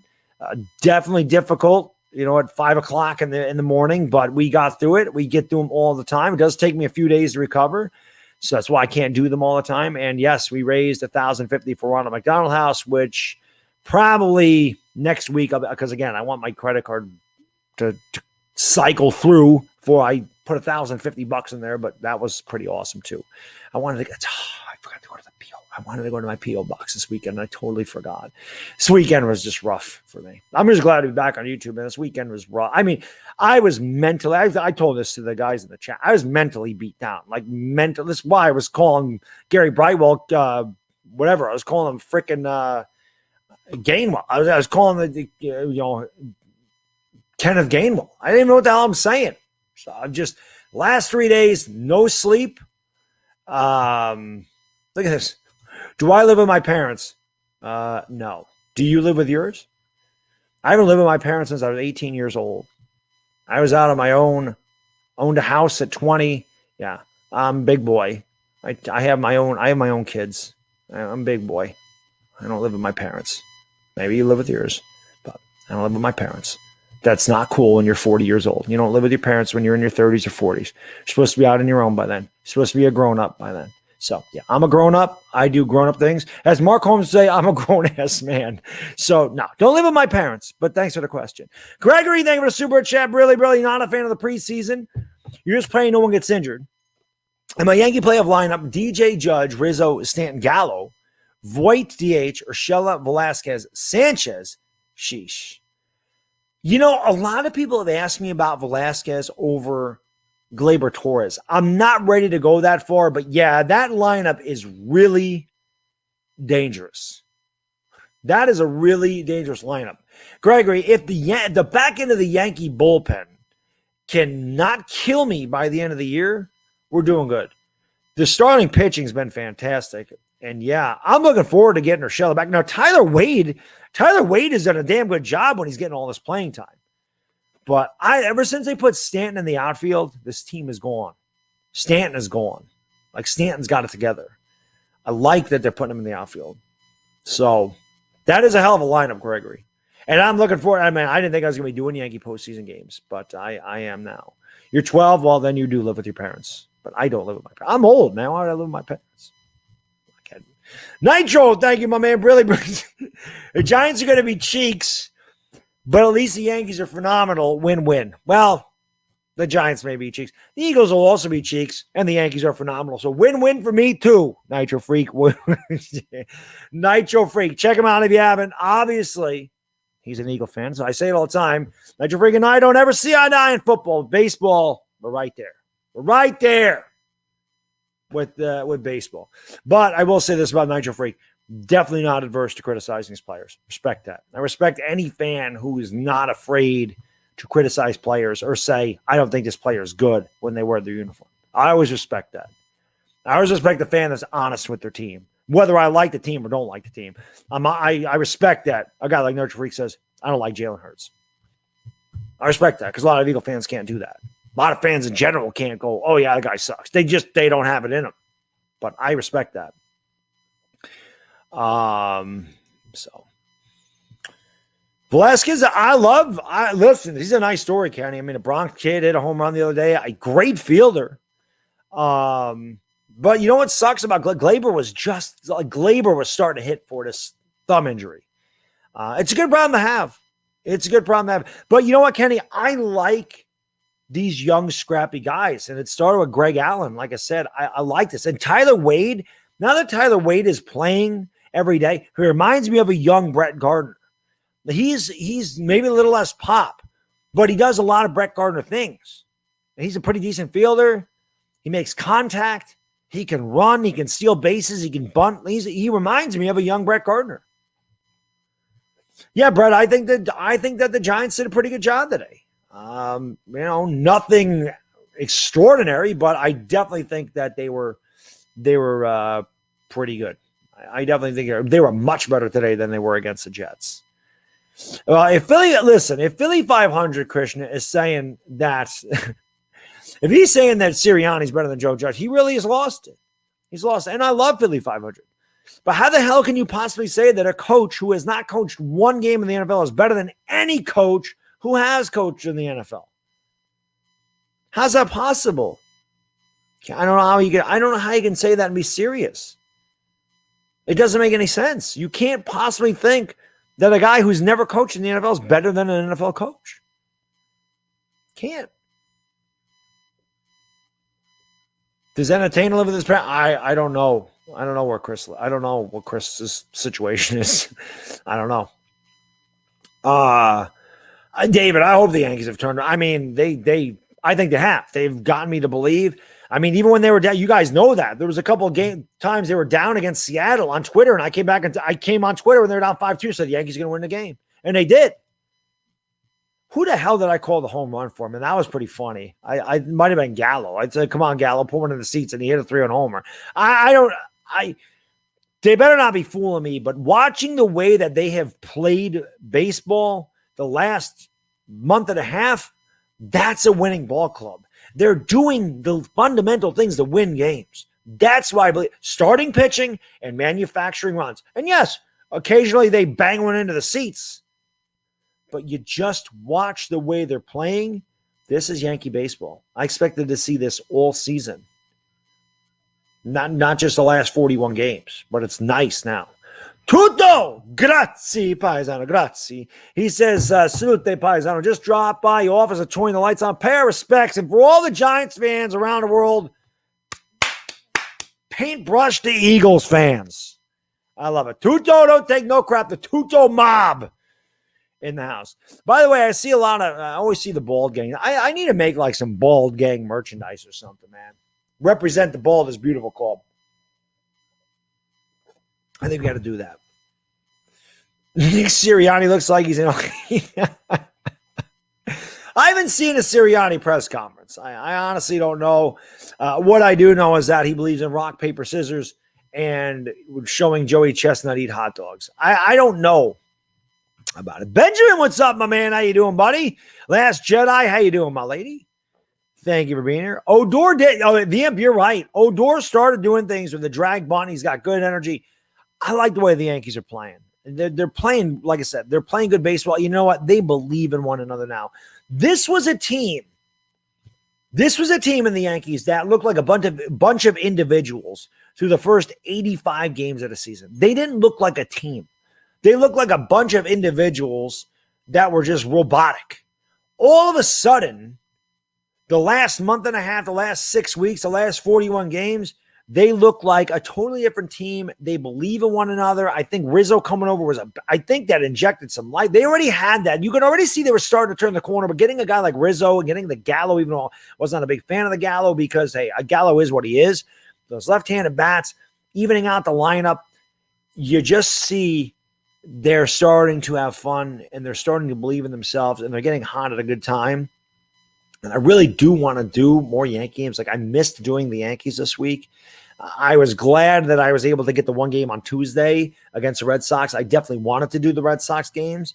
Wanted to do the game Wednesday, but again, I had a rough week, so I couldn't. I really do want to do Yankee games. I don't know. Maybe I take Tuesday off in the gym and go on Wednesday. That's a possibility. I could definitely do that. I want to do because I can't do the game Thursday or Friday, and I can't do it Saturday because I got a birthday party to go to. It was always somebody's birthday. But then Sunday the Giants play. So you know what? I think that's what I'm going to do. I have to do a Yankee game, and I think that I'll take Tuesday off and I'll go to the gym Wednesday because they don't play Wednesday, and then I can't do any of the Oakland games. I can't. I'm not going to be around. Talking Giants Thursday. My fantasy draft is Friday. Saturday, I'm not home. And Sunday, they play at night. Oh, Sunday. Well, actually, they play at night on Sunday.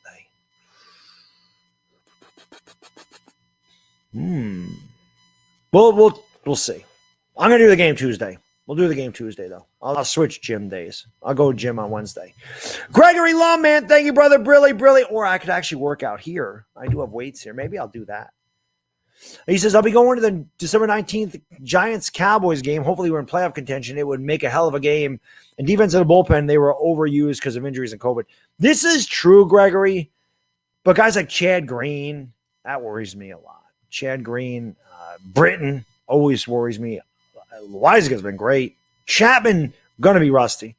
They just kind of fell off. And it didn't matter who they put in there. That's what was killing me. Can you imagine where the Yankees would be if they didn't blow the leads that they blew in the ninth inning this year? They blew some big leads. Blew a big lead against California, the Angels, not the Angels. It was against Anaheim, right? They blew a big lead against Los Angeles. They blew a big lead against the Mets. Blew a big lead against Boston. Blew a big lead against Houston. I mean, they could be tied for first. Tampa Bay don't lose either. Tampa Bay don't lose.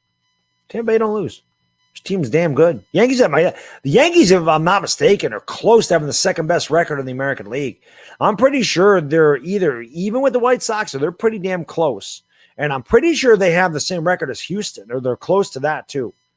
They might have this. They're really close to having the second best record in the American League, and unfortunately, they play in the best division in baseball, in the AL East. But Gleyber Torres is still a starting shortstop. Don't let one bad season fool you guys. No, Matt, I agree. I love the Velasquez story, but I don't think you can give up on Gleyber. And Gleyber was just starting to find it. But Orphanage DeGrom is the man. Don't believe in Boone. I don't like him either, Charles.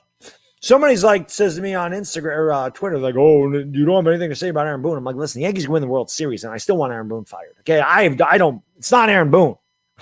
It's the Yankees. It's not Aaron Boone. Aaron Boone don't do anything right.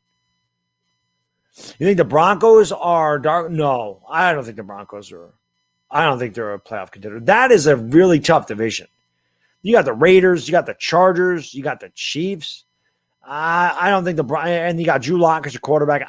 Their defense is good, but I don't think that the Broncos are good enough to make the playoffs. Krishna, I hope it's not like 2017. The only thing I can say is that they got a much better head coach. But yeah, let's hope now. Odell Beckham got seriously injured in preseason. That hasn't happened. But yeah, let's hope that that's not like 2017. We don't need all these injuries. White Sox and Yankees are tied with 72 wins. And Houston's right there. I mean, the Yankees, like I said, they could have the second best record in the AL, which is crazy. Browns division, I agree. Charlie Hustle. Pete Rose in the house. Pete Rose, you want to talk about a guy that belongs in the Hall of Fame? We were talking about guys that don't belong in the Hall of Fame today in baseball, like Harold Baines, Jack Morris, Alan Trammell. Pete Rose belongs in the Hall of Fame. That's a travesty. I don't give a damn bet on baseball or not. That man is a Hall of Famer. And you ask any real baseball fan, they'll tell you he belongs in the Hall of Fame. Put him in the Hall of Fame. They probably will put him in there posthumously. But I think Pete Rose belongs in the Hall of Fame. He's not a bad loss. So the Yankees might be tied with them, Evan. I knew they were losing. I didn't know that they did lose. It's all good. Yeah. But yeah, ask the questions, guys and gals. Ask those questions about the Giants or whatever. Ask them up. I don't watch First Take. I work during the day, so I never watch First Take. I don't know anything about. I know who's on it, but I don't know anything about him leaving at all. Raiders aren't good. I think the Raiders are going to surprise some people. I don't think they're bad. I don't think they're bad at all. I tell you what, I wish the Giants had a Darren Waller. And Derek Carr is a pretty good quarterback. Josh Jacobs is a good running back. Their offensive line's underrated. I think the Raiders are going to surprise some people. The Raiders match up well with the Raiders. Are the only team that beats Kansas City too. Although Tampa Bay beat them. Gregory, thank you so much, brother. Brilly. What do you think happens when Kluber and Severino come back? I want Nestor and Heel to stay in the starting rotation, and Cole is a Cy Young candidate. It's a great question. I don't know if Severino is coming back. He had another MRI in his shoulder. I don't think he's coming back. When Kluber comes back, I'm thinking Kluber goes back into the starting rotation, but I agree with you, Gregory. I think the Yankees could go to a 6-man rotation. I can tell you this. Haney's out of the rotation. Kluber's going to take his spot. The Yankees could go at 6. You could see Cole, Tyone, Heel, Cortez, Kluber, and Montgomery. That's possible. He's definitely, if Kluber takes anybody's spot, it's going to be Haney. Andrew Haney's not, he's going to come out of the bullpen. I think Haney's going to be a situational left-handed out of the pen. That's what I think is going to happen. I also want, Nestor Cortez is safe. I don't know about Heel. He's only pitched a few games. But Cortez, I think, has done good enough where he has to stay. Nestor Cortez, I don't know if you guys remember this, you Yankee fans. I mean, I don't know how old you are, but we're going back probably back to 2006. Do you guys remember guys like Aaron Small and Sean Chacon? Like, that's kind of who Nestor Cortez kind of reminds me of Sean Chacon that year. Sean Chacon didn't have the best stuff, but although Nestor Cortez throws a lot harder than I thought he did, but like Sean Chacon had a really good year. He kind of came out of nowhere. That's kind of like Nestor Cortez, I think. Tutto, grazie. Brilly. He says, Yankees have the best roster in the Major League Baseball. I need a few adjustments, few tweaks, a few phone calls in, and a few more Italians. Forget about it. Tutto, as soon as they added the Italians, they took off, right? As soon as they added the Paisanos, and we all know the Yankees, man, look at Rizzuto, DiMaggio, Yogi Berra. I mean, every time the Yankees had an Italians, they were good. Billy Martin was also Italian. So it's Italians and Irishmen, right? Whitey Ford is Irish, Mickey Mantle's Irish. You get the Italians and the Irish and the Yankees were good. You had Rizzo, you had Gallo. You get wins, right? That's what I'm saying. Giancarlo, well, he's not Italian, but you're right, Tutto. You're right. Yeah, the Italians were good. JD, thank you, my man. Brilly. What the heck happened with this Yanks turnaround? It's exactly just what I said, JD. They are playing baseball. Fundamental baseball. ABCs. Get them on, get them over, get them in. Good starting pitching. Productive at bats. And getting men on base and getting them in. Sacrifice flies. Taking an extra base. Going first to third on a single, scoring from second on a single, stealing bases, like taking the ball I screamed about taking the ball to the opposite field all year. And when you see guys like Judge and you see guys like Stanton hit line drives the other way, it's when you're to dead center. That's when you know you're doing good. Glaber was starting to do that. That's why their approach is so much better. Imp, thank you, my man. Brilly, you forgot Mantalino and Marizziti. I must have forgot them. Who are those guys? Oh, Mantalino. Gotcha. Mickey Mantalino. and Roger Marizziti. I got you. Mantalino. You make everybody Italian. Mickey Mantalino. As much, I love Mickey Mantle, but yeah, Mickey Mantalino. Roger Marizziti. I like that. It's pretty good. Do I think Ben Simmons is a top 10 point guard? No, I think Ben Simmons stinks, and I think if you asked any Sixers fan, they'll tell you the same thing. Irish, thank you, brother. Brilly. I agree with Charles Barkley.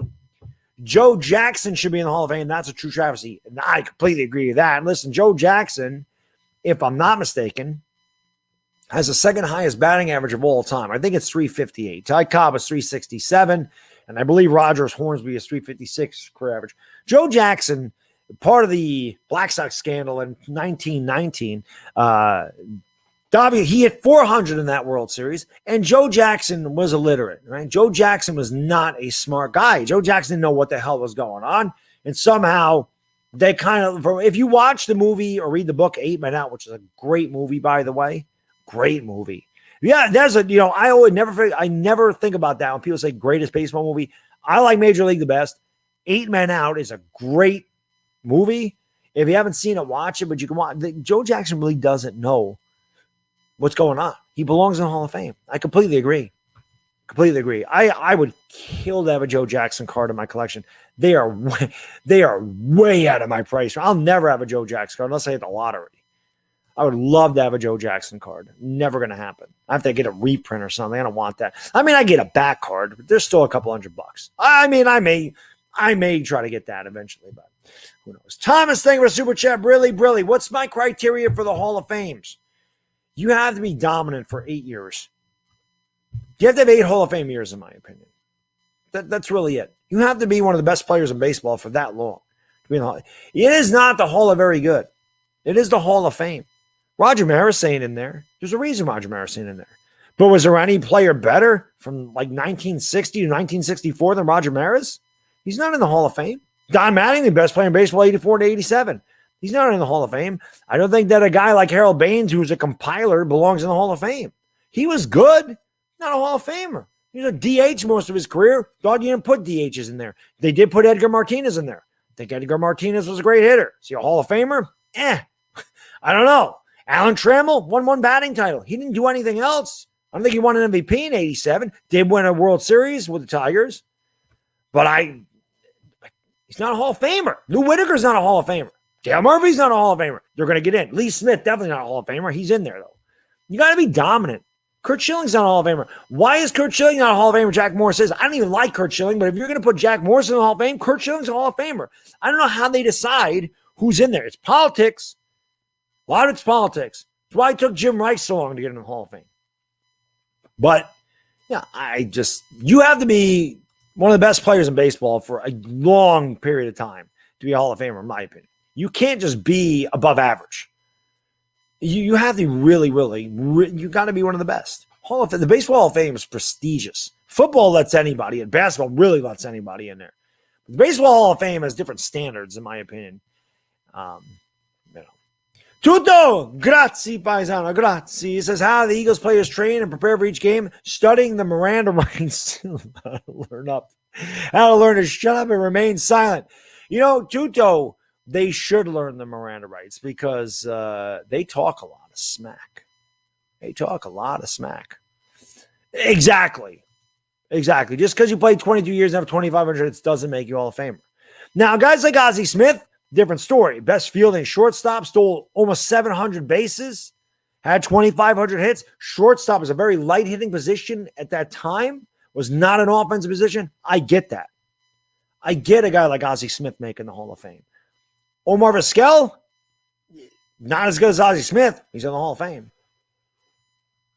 Do I think Brightwell makes the roster? Again, Evan, I think that this depends on how many running backs the New York Giants carry. Much like the receivers, if they carry 5 backs, I think he's got a chance. But I think Clement, I definitely think Barkley makes it, obviously. Barkley and Booker, definitely. I think Clement is going to make it. And then we'll see. But I think Brightwell has a good chance. I think Penny's going to make it as a fullback. But Brightwell's got a chance. I think it just depends on how many running backs they carry. Hunter, they do. The New York area loves the Italian guys. So where we're all from. We all came over on the boat. We all landed in New York. That's how we all ended up here.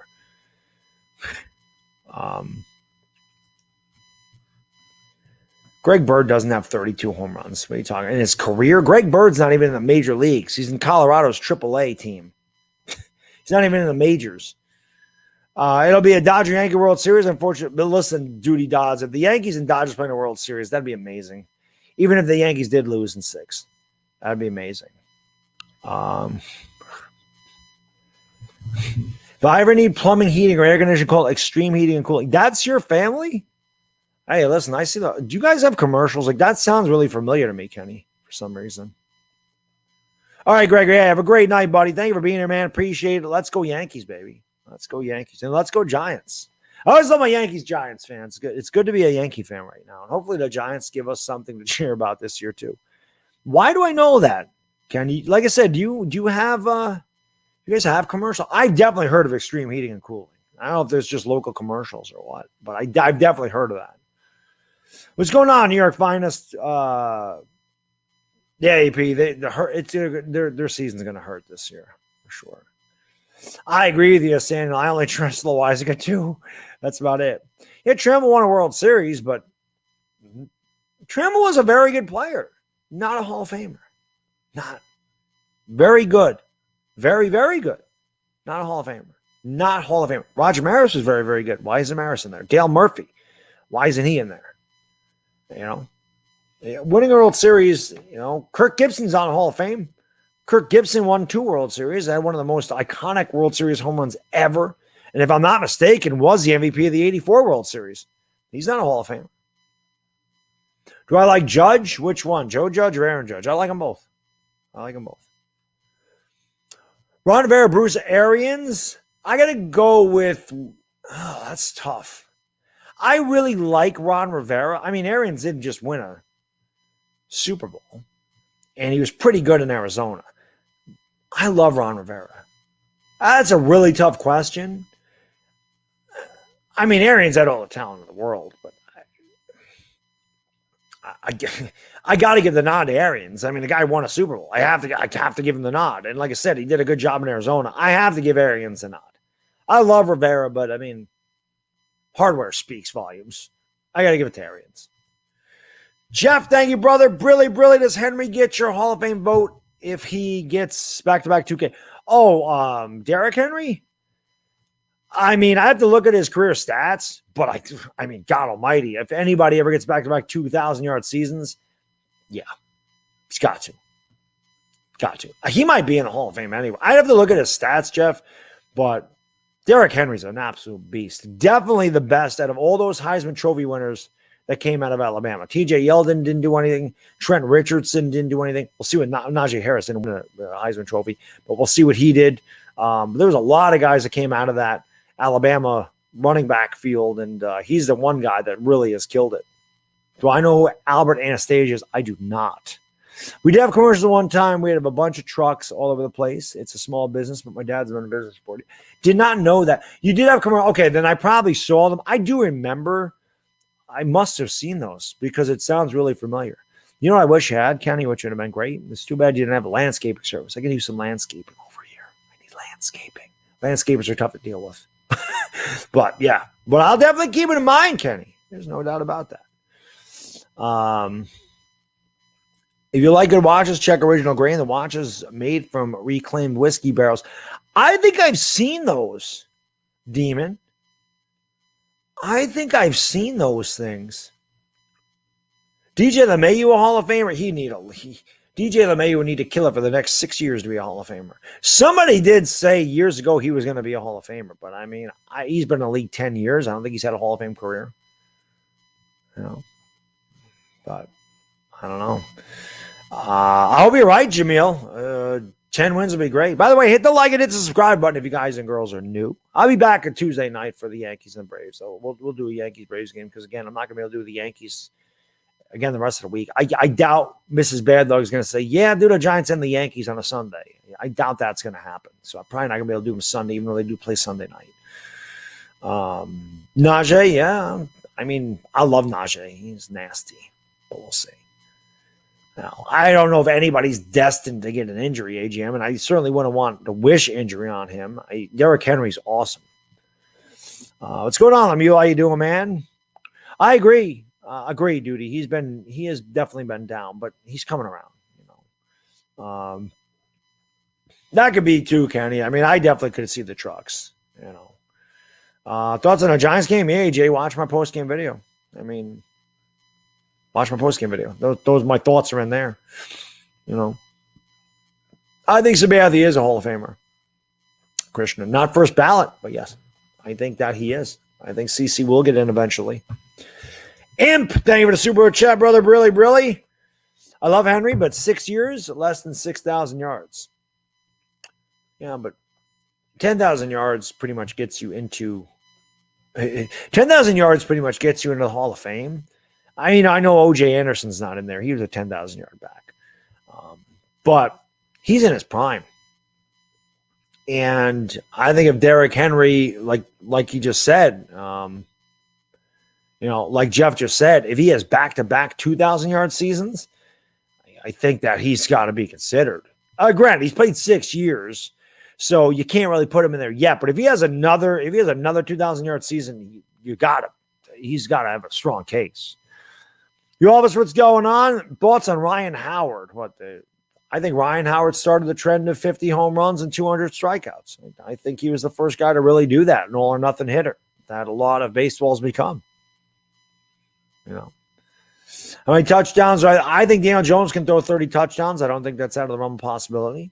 Hopefully his interceptions are down, but I'm hoping 2-1. I would like to see a 30 touchdown, 15 interception year for him.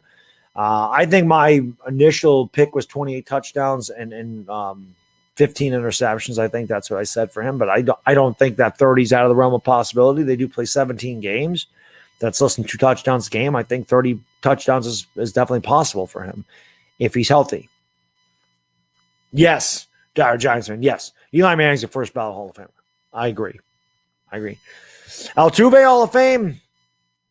I don't think yet. On track for it. I don't think he's there yet, though. Does golf suck? Yes. 5 years. So, yeah, 5 years, that's not enough time, but he's on pace to be a Hall of Famer, especially if he gets back-to-back 2,000-yard seasons. He's on pace. Who do I like as Jones' backup to start the season? Glennon. I definitely like Glennon better than anybody else you have in there. Tutto, grazie, brother. Grazie. Really. When the Giants meet the Eagles at the Link, that's when all Eagle fans wet their pants and feel the chill throughout their body because we'll be there. That's right. When the Tutto mob comes around, the Eagle fans know their place. They know their place. And that is to get the hell out of the way of Tutto and his band of merry men. That's what they know how to do. I'm 6 foot tall. What's going on, Lucas? How you doing, buddy? Ted Simmons should not be a Hall of Famer. No, I agree. He shouldn't be a Hall of Famer. Another good one you just mentioned. You're right. Should not be in the Hall of Fame. First impressions of Zach Wilson. Did not watch a Jets game this week. Thought he did pretty good against the Giants. I'm not going to say that he was overwhelmingly great, but I felt like he was okay. He's going to have his ups and downs. He's a rookie, but I think that he's better than the last couple of quarterbacks that the Jets drafted and Mark Sanchez and Sam Darnold. I think he'll be better than both of those guys for sure. Thank God we didn't have to watch Clayton Thorson today. At least a little work made it interesting. Andrew, because people just hate on Eli. And that's all it is. It's haters. He's got a 500 career record. It's not Eli's fault that he played on bad teams. Listen, Eli Manning is one of a handful of quarterbacks to win 2 Super Bowl MVPs. Okay? And Eli Manning was one of the best quarterbacks in football from 2008 to 2012.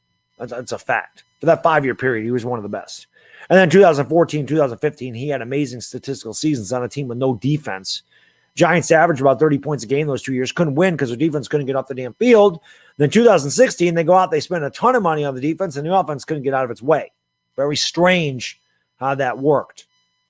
But I always say 2016 things changed because Tom Coughlin was not the head coach. They should have never got rid of Tom Coughlin after 2015. They shouldn't have. You were going to spend all that money on defense, Coughlin should have got to coach that team. Eli was never the same after Coughlin left. Just wasn't. I don't think Eli was the same guy. I think that he kind of went through the motions. I think he lost his heart. I think Tom Coughlin meant a lot to Eli, a lot more than anybody knows about. And I don't think a lot of people consider that when they look at Eli Manning's career, because that Jerry Reese, number one, never fixed that offensive line and let it continue to deteriorate around an aging Eli Manning. But number two, I think that Tom Coughlin getting fired, I think it really hurt Eli. I do. I don't think Eli ever had the same. He did have the same drive. He's Eli, but not the same guy. A piece of him was missing when Coughlin went. There's no doubt in my mind. McAdoo as the offensive coordinator. Eli was great. So why wouldn't he continue to be great when McAdoo became the head coach? Didn't make sense. So I think that had a lot to do with it. And Coughlin should have been there. Either Coughlin should have been there in 2016 or Jerry Reese should have been fired in 2015. Giants screwed up there, which is why in my video when they hired McAdoo, I said it's going to take the Giants 5 years to get out of this mess. And that's what it took. It took 5 years for them to get out of it. And hopefully they are out of it. Is Hurts a bust?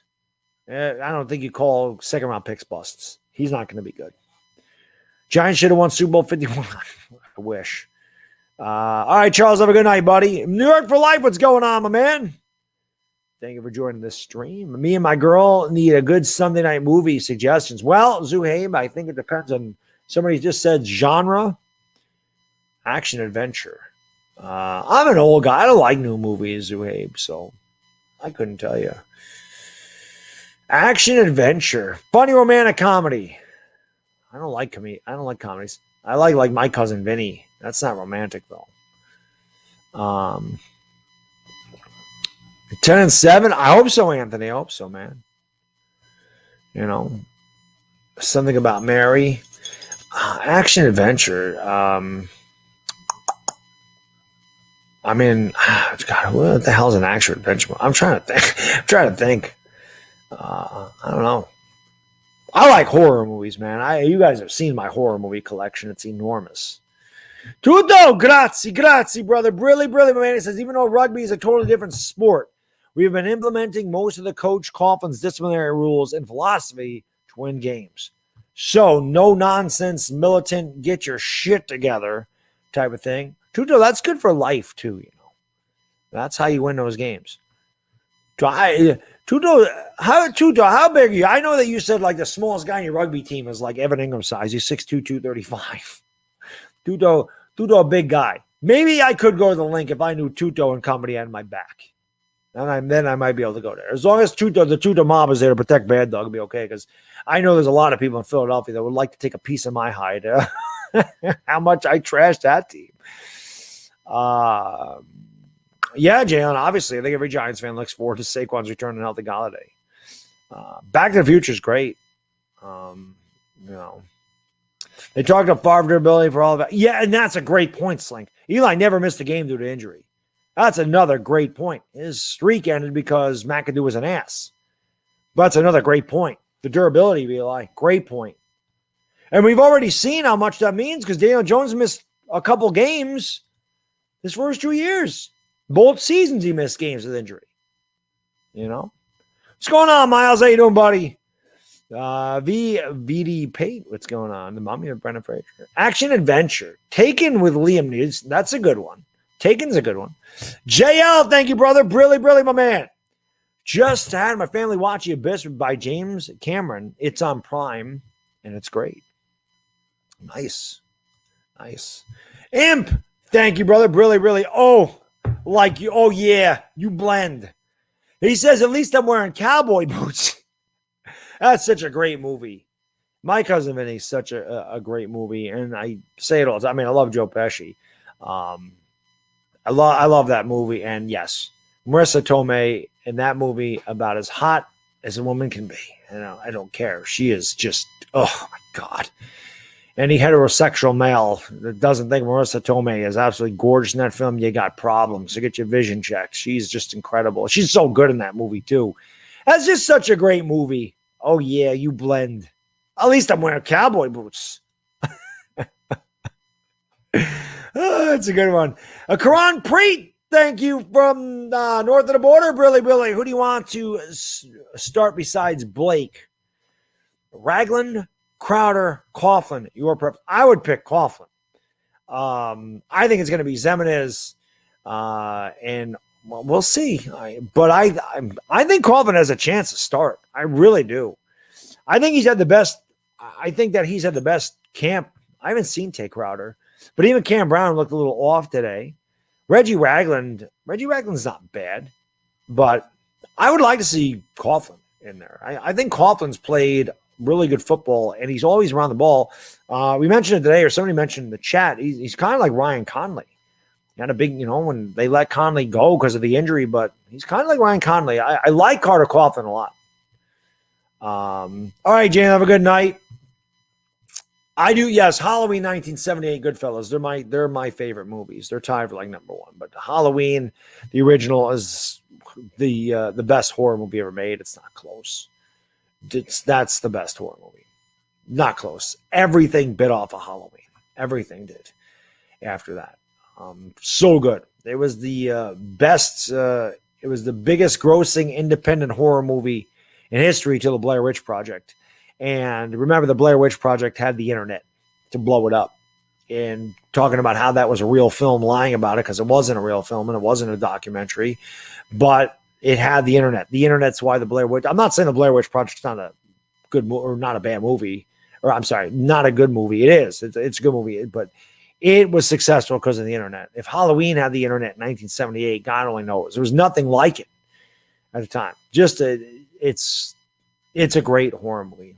It's just great. It's straightforward, like a punch in the face, and very suspenseful. Great setting, great score. You don't get better than Halloween. It's the best. Breaking out, I mentioned it before, Andrew. I think that you could see Will Hernandez have a breakout year and Evan Ingram. I think that there's a very possible to see them break out. Jedi, you're right. I love The Exorcist. Sleepaway Camp, the ending of that's amazing. I'm a big fan of Black Christmas, the original one. Suspiria is amazing. Tenebrae, any Dario Argento film is really good. Hellraiser, Phantasm, classics. Tutto, grazie. We're all Italian pro rugby players. Unlike all American NFL players, don't wear pads and diapers for true battle. The Eagle fans are going to be wearing diapers, going to be shitting their drawers when they see you walk through there, Tutto. That's what's going to happen. That's what's going to happen. Yep, I agree, Afghanistan. I like, you know what I watched? Because, again, I know that you know about the Horror Geeks channel. Afghanistan, I don't even been over there. Angst. Because he reviewed Angst, I watched that. That was pretty good. That is based on a true story. When I was younger, I would have never been able to watch a movie with subtitles, but I thought that was pretty good. I thought Angst was a pretty good movie. What's going on, Sox, Arizona? Eagle fans should be scared. Cannibal Holocaust is another good one. Cannibal Holocaust has a really good score. Italian films have really good scores. They have really good music. Comeback player of the year, Barkley. Let's go. Saquon Barkley wins comeback player of the year, man. Let's go. Let's go, Saquon. Imp, thank you, my man. Brilly. No Blood Show, no Halloween. True that. Karner Road the music, which is my ex-wife's ringtone. I wanted to make it my ringtone for many years. Just never put it on my phone. But, yeah, No Blood and Halloween didn't matter. It's always what you envision is a lot worse than what you see. And I love gory horror movies. This is why I'm a big fan of Italian horror movies, because there's no censorship. Lucio Fulci, Dario Argento are some of the best kills you'll see in a horror movie, but there's just Halloween is special, and it really is. So, yeah, Saquon if he gets hurt again, I can't. Let's just hope he doesn't. I want Saquon to bounce back. I want Saquon every year like he did his rookie year. I want him to be healthy. I want him to be Saquon. I want that excitement back in our backfield. It's going to help everybody out. It's going to help Daniel Jones out so much if Saquon's healthy. I just hope he stays healthy all season. I really do. I worry Hurts isn't as good as our content. Whoa, look at VP. Look at where'd that go? I like to point this out once in a while because you don't see this. You don't see this from Eagle fans. Hey, Baddog, Eagles fan here, and I worry Hurts isn't as good as our content creators make him out to be.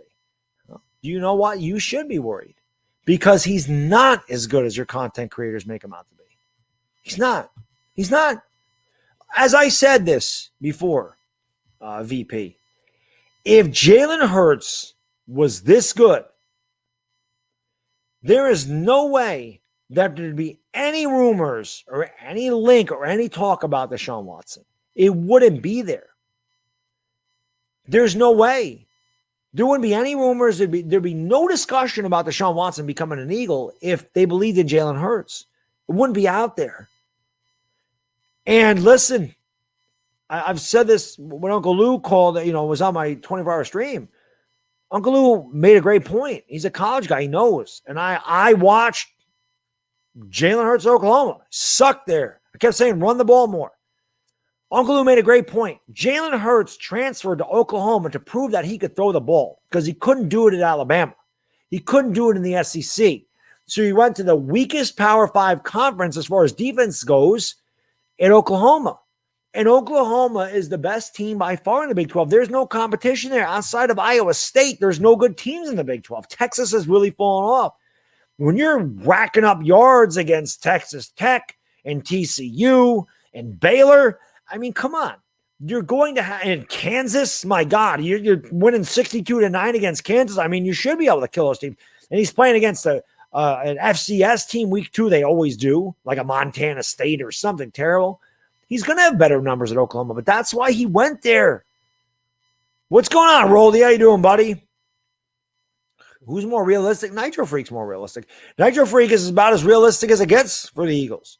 Like I said, he's not adverse to laying into his team. When it comes to football, we don't see eye to eye in anything. Nigel Freak and I don't. We're not going to. But, again, he has no problem saying if he thinks a player sucks. He does it with the Sixers, too. He does it with Austin. But he's from New Jersey. He's not from Philadelphia. Maybe that makes a difference. I don't know. Maybe that's a New York or New Jersey thing. Not every Giants fan can do it either. I can. I don't care. I don't care if people don't like it. I don't care if people, you're not a fan. Why you always got to be negative? I'm not negative. I'm realistic.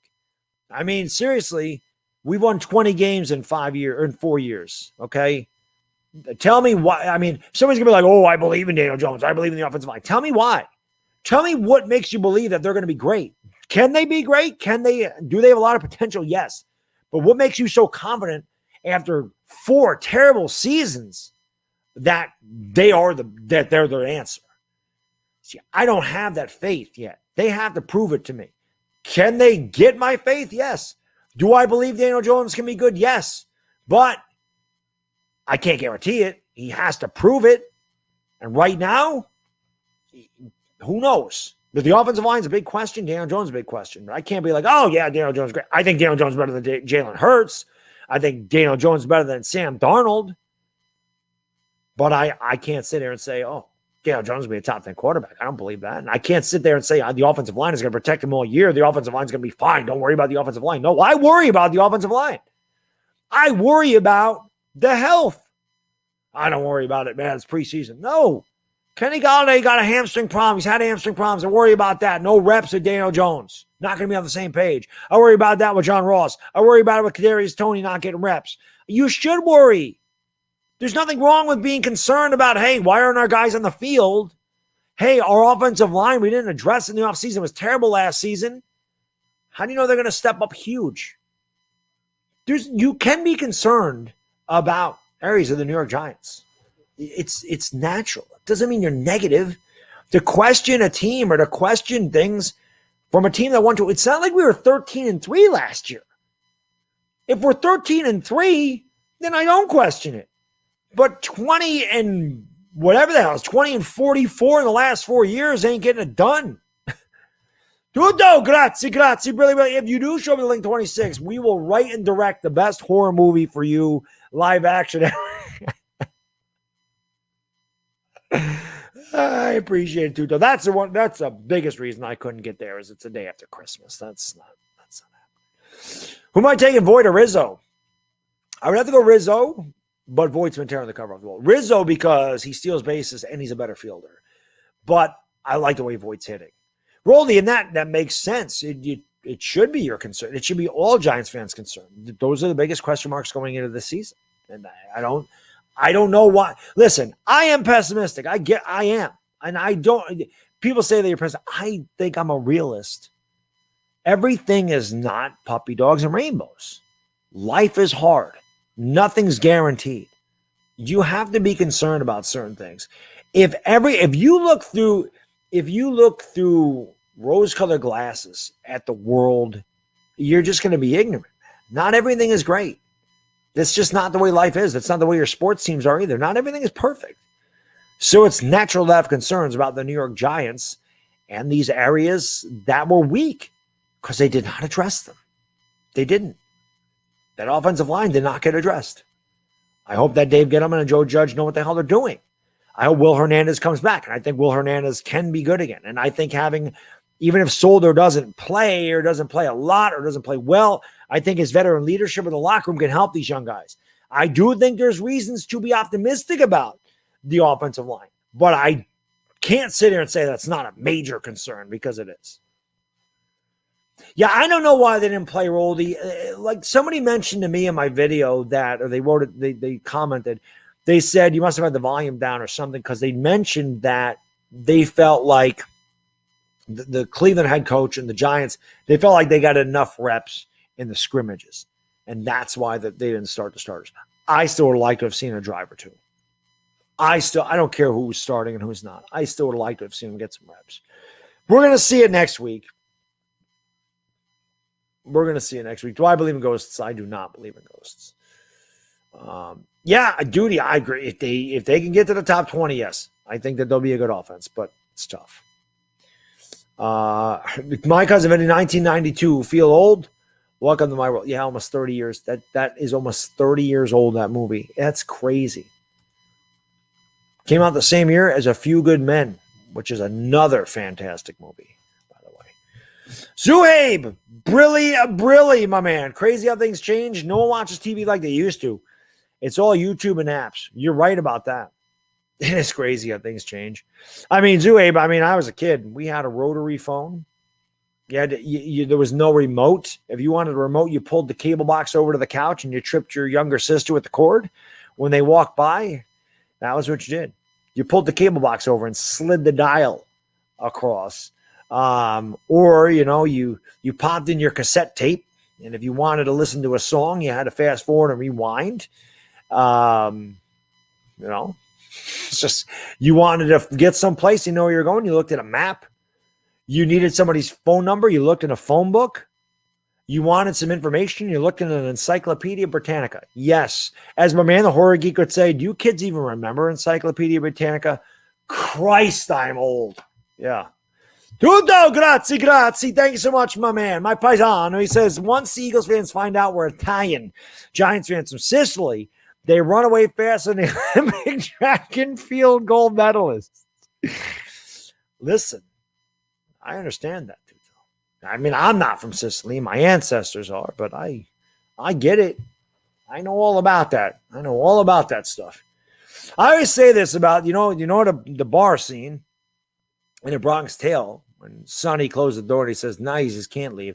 I always say there's one thing you don't mess with an Italian guy in a suit. Just leave him alone. Nothing good can come out of messing with an Italian guy in a suit. Nothing good comes out of that. Just leave that guy alone. You see an Italian, you see a paisano in a suit, leave him the hell alone. Don't mess with him. Raw Rebel, thank you, my man. Brilly, brother. The Giants going to play any starters this preseason. Recipe for disaster. Listen, I agree with you, Raw Rebel. I feel like they should have played at least a series or two today. I do believe they will get at least a quarter, maybe a quarter and a half against New England. I do think you're going to see the starters next week. I think they have to. Maybe not a Galladay if he's, if any of them are nursing injuries. Barkley's not going to play. Barkley is supposed to practice. I can't see Barkley playing. I can't see Galladay playing. I can't see any of these guys that are going to be projected starters for the Giants that have nagging injuries or Barkley coming off the ACL. I can't see them starting.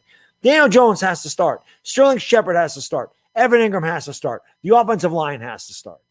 We got to see that. We got to see that for a quarter and a half. That has to happen. I do think you'll see them next week. Pieces is a good one. Oh, I thought you were talking about the movie. I didn't realize you were correcting what you said in your comment, Afghanistan. But Pieces is a good movie. And I know you know about that, Afghanistan. Oh, Andrew, I remember listening to Hot 97 all the time down in New York City when I would go down there for the Yankee games. Always listen to Hot 97. What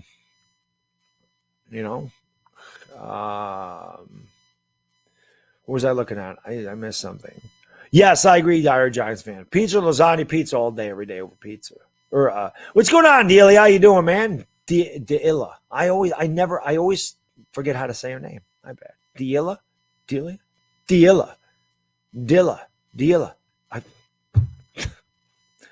I got a bad memory, man. I don't even know. My mind's going. It's every time a hair follicle falls out, I don't know, a piece of my brain goes with it.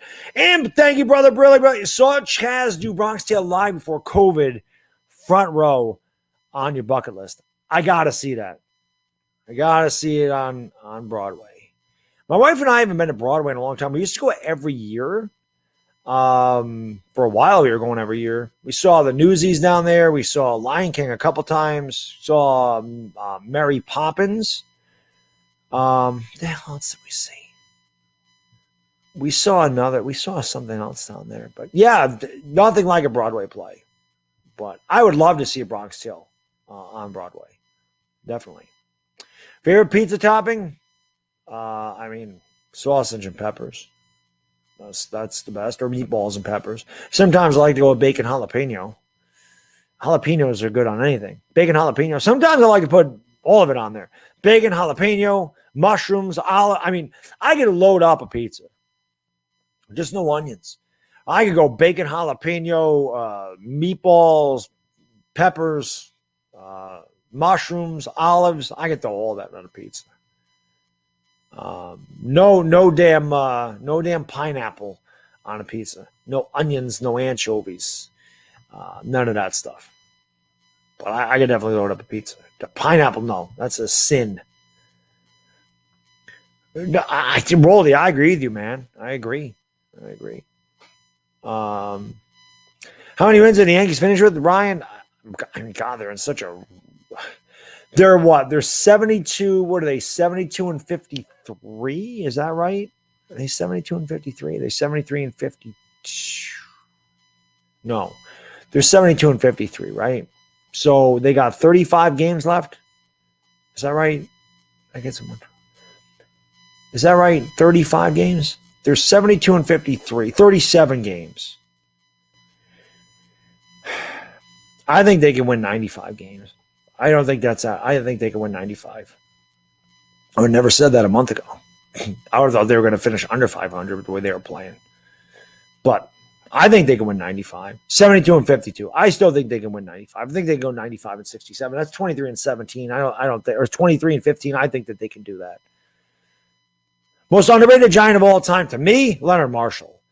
Leonard Marshall, big Leonard, very underrated. Number 70, great defensive end. No love. Carl Banks is underrated too, but Giants fans talk about Carl Banks. They don't talk about Leonard Marshall. Leonard Marshall is extremely underrated. Leonard Marshall was damn good. Leonard Marshall led the league in sacks in 1985. Leonard Marshall had 83 career sacks or 83 and a half career sacks. Nobody talks about Leonard Marshall. Guy could play. Guy killed Joe Montana in the 1990 NFC Championship game. Leonard Marshall was good. Never talked about. Nobody ever mentions Big Leonard, ever. Deserves a lot more love than he gets. He was awesome. 38 games left. Well, I thought they were 72. I still think that. I think 23 and 15. I think they go 95 and 67. I think that's possible. Pineapple's not the best topping on a pizza. It's a sin. I'm Italian. You don't put pineapple on a pizza. You don't put fruit on a pizza. It's a sin where I'm from. It doesn't happen. You can put almost anything on a pizza. You can't put pineapple on a pizza. Can't do it. It's like eating Domino's or eating Little Caesars pizza. You don't do it if you're Italian. Pizza Hut. You don't eat that stuff. As a kid, you do, because you're a kid. You like that, but as you get older, you don't eat that. Tomatoes are fruits. You don't put tomato on a pizza. Tomatoes in a sauce. But you don't put tomatoes on a pizza. Tomatoes not a fruit anyway. Tomatoes a vegetable. Tomatoes a vegetable. No, all right, let's do this. Tell me why tomatoes are fruit. I want to know why a tomato is considered a fruit. Tell me in the chat why tomatoes a vegetable. Tell me why it's a fruit.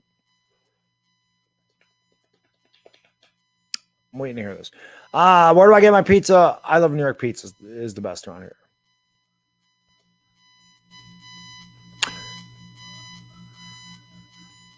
Seeds are inside. Okay. Cucumbers are fruit. Cucumbers and pickles are fruit. Seeds on the inside of a cucumber. Is a cucumber a fruit? There's seeds in it. Squash. Squash has seeds. Is it a fruit? Eggplant has seeds. Is it a fruit? Green peppers have seeds. All peppers have seeds. Are they fruits?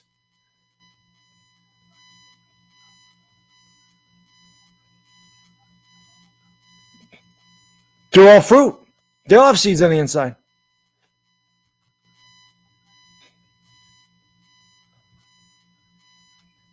How's a pickle a vegetable? You just told me a tomato's a fruit because it has seeds on the inside. Pickles have seeds on the inside. How the hell is it a vegetable?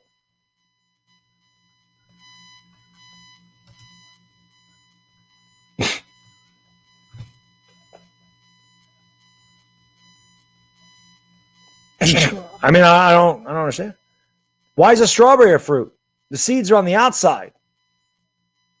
Why is a strawberry a fruit?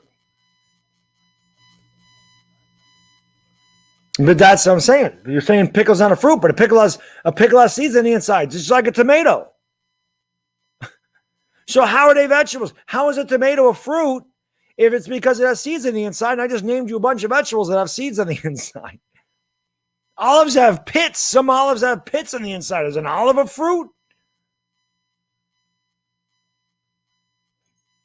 I'm trying to figure it out because that is always the argument. It has seeds on the inside. So does a cucumber. Tutto, grazie, brother. We Italians are anti-Eagles for life, and the only way we could calm down is to find an Eagles fan anywhere and lightning straight. Tutto, you're great, man. You're great. I love Tutto. But yeah, I don't know. The pickle is a cucumber, right? It's just soaked in brine or whatever they use. But yeah, are they fruits? Tomato is a vegetable. It's not a fruit. It's not a fruit. Italians are the best. That's a fact. That is a fact, Bumblebee. Yes. But regardless, you don't put pineapple on a pizza. To go back. It doesn't go there. You buying Zach Wilson rookie? I don't do that. Like, this is the thing, I don't buy high-priced quarterback. Like, I don't buy high-priced rookies. I stay away from that because there's a lot of gambling involved. That's just not the way I collect. If I collect quarterbacks, it's usually guys at the back end of the draft that cost me nothing. That way it's no risk, high reward for all of it. You buy a Zach Wilson, you buy an autograph, I don't know what they're selling for, just say a couple $100, and he sucks, like Sam Darnold did, like Jamarcus Russell did. These cards are worth a lot of money, and then they stink, and they're not worth anything. Whereas opposed to, like you guys know, with Tom Brady, which I sold all those cards at an auction a few months ago. I didn't pay anything for those. I got paid off handsomely for Tom Brady. I didn't do it with Tony Romo. Now, Tony Romo never ended up being Tom Brady, but Tony Romo stuff was nothing. And it ended up being, hundreds of dollars at one point. But that's usually what I would do. I would look at a guy that has a chance to take over for somebody that was drafted later in the draft. You got nothing to lose that way. So.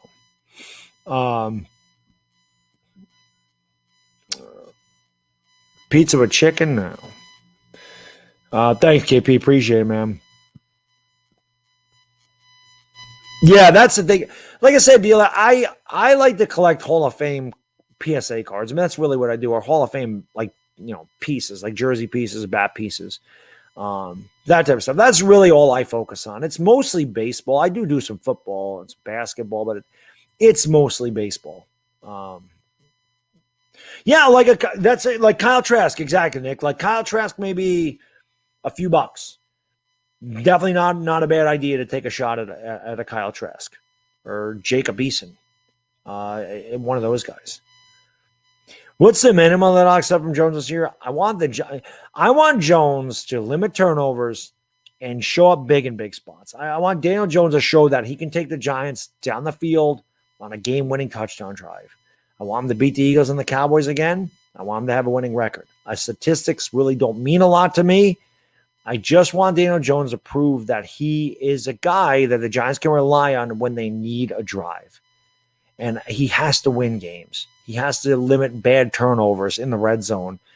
He's got to play just good football. He doesn't need to be Pat Mahomes. He doesn't need to be Aaron Rodgers. He doesn't need to do that stuff.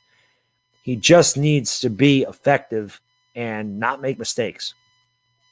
Game manager. I can live with Daniel Jones being a game manager and the Giants winning 10 games. He can be better than a game manager, but I'll live with that. You're in Mexico? Nice. What is my favorite? Pasta? I just like spaghetti. It's my favorite. Well, penne. Penne is my favorite. I like penne the best. I just pretty much like penne or spaghetti meatballs. I'm very basic. What's my stat line expectation? I mean, Galladay to me, if he's healthy, can definitely have 1,000 yards and 8 touchdowns. I don't think that's asking too much. I think Galladay could have about 65 receptions, 1,000 yards, 8 touchdowns if he's completely healthy. I think that's very possible. I mean, at that point, you're talking 60 yards a game, average of 4 catches. I don't think that's and a touchdown every other game. I think that's very possible for Galladay. See, Tom, I don't think you need 4,500 yards from Daniel Jones. I don't think you need that many passing yards, especially if Saquon Barkley's healthy. I think you can run. Oh, JD, he sucks. I don't care if the Yankees win a World Series, buddy. I think that Aaron Boone sucks. I don't like him. I'll never like him. He's a puppet. We know that. I don't like him. I don't like him.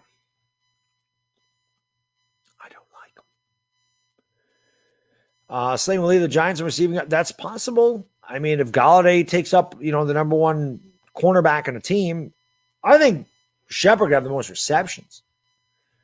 How do you feel about Kadarius Toney? I mean, I don't know what to feel about him. I think he's a gadget guy. I think that he can be very. I think Garrett could be very creative with him, but I don't know.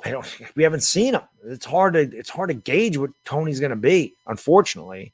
But I think he's a guy that's going to do a lot of things. I think the Giants are going to line him up in a lot of different formations. I think you could see some split back with Saquon Barkley, some end around, some wildcat, line him up in the slot, line him up outside, bubble screens, double reverses, maybe a double reverse pitch back to Tony, let him throw it a little bit. I think that he can do a lot of different things.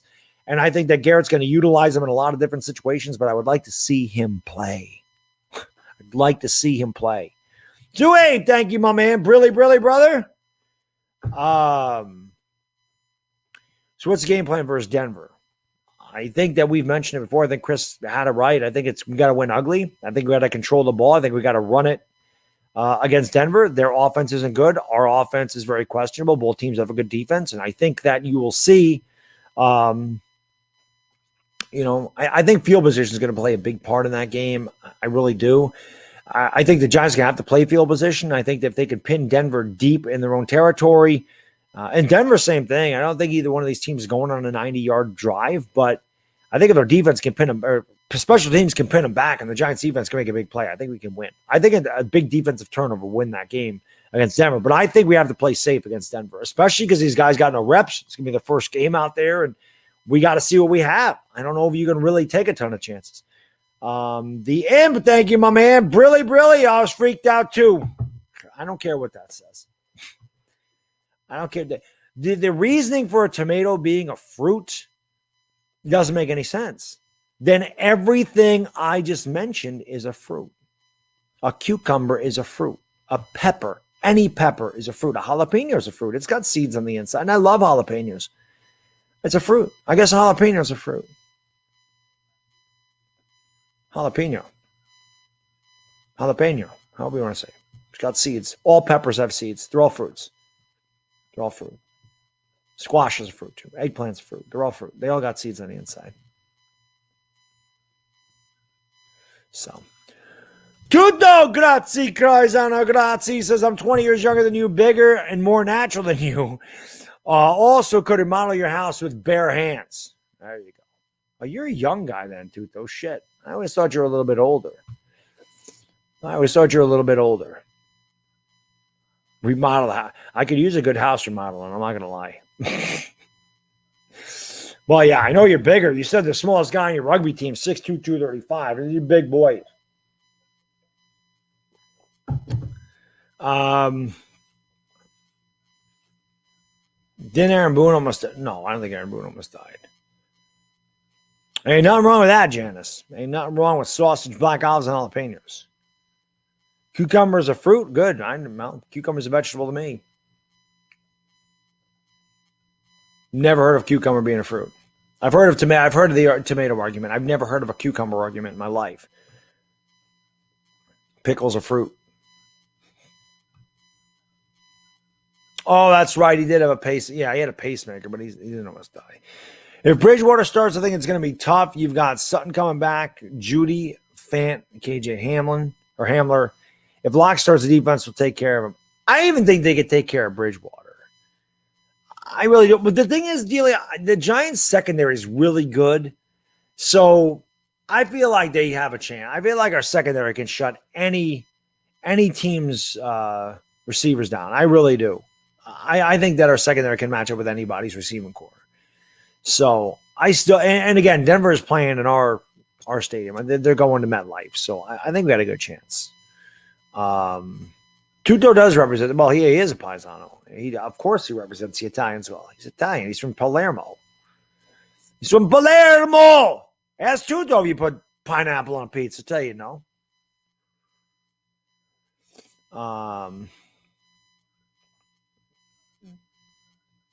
You love pineapple pizza? I used to be a huge fan of yours. How to go and say you love pineapple on a pizza? Who is ODB? Or OBD? Who is that? You can't put pineapple on pizza. It can't happen. It can't happen. Can't have pineapple on pizza. Can't. Yeah, I can't. You always says I can't trust you. I can't trust you with pineapple on pizza. You tell me you don't like bacon. I can't trust a person that says they don't like bacon. I can't trust a person. One thing, if religiously you can't eat bacon, but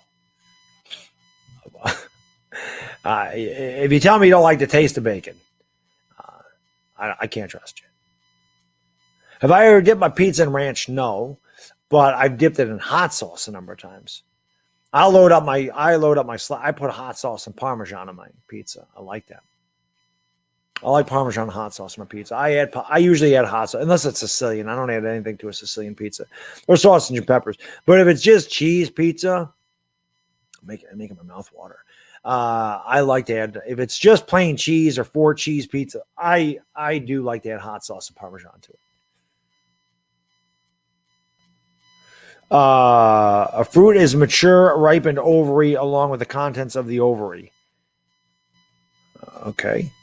Yeah, I'm confused about the whole thing. Tomatoes a fruit. Tomatoes a vegetable to me. I don't care what it says.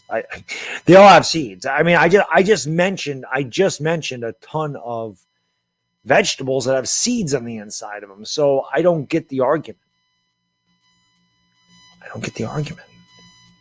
I just mentioned it. Every pepper has seeds. Pepper is not a fruit. A pepper is a vegetable. They all have seeds. And like I said, a peach doesn't have seeds. There's a pit. So a peach is a fruit, right? Cherries have pits. There's olives that have pits. Is an olive a fruit?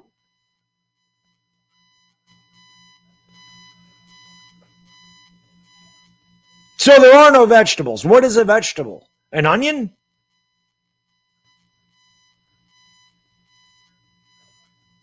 Broccoli?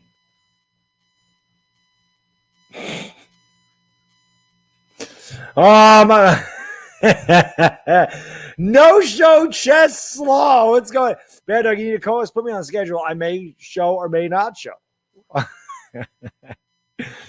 Oh, man. Lombardi Trophy is bald. That's true. I have no idea. I've never heard of a cucumber being a fruit in my life. I've never heard of a cucumber, a pepper, an olive. I've never heard of them being fruits. I've never heard somebody say, hey, olive is my favorite fruit. I've never heard of that. Chuchi's, listen, I don't know if Evan Ingram gets past this year regardless. He's a free agent at the end of the year. The Giants have no cap space. Maybe that's why I'm looking at Rice and John so much they signed Rudolph. I don't know. I don't think Evan Ingram comes back anyway. If he continues to drop passes, they might try to trade him, but I don't think he's coming back anyway. Jerry Jones is a vegetable. That's a good call. Yes, he is.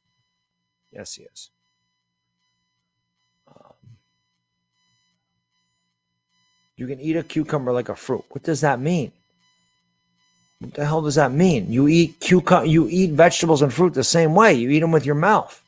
What do you mean you can eat a cucumber like a fruit? What does that even mean? You eat everything the same.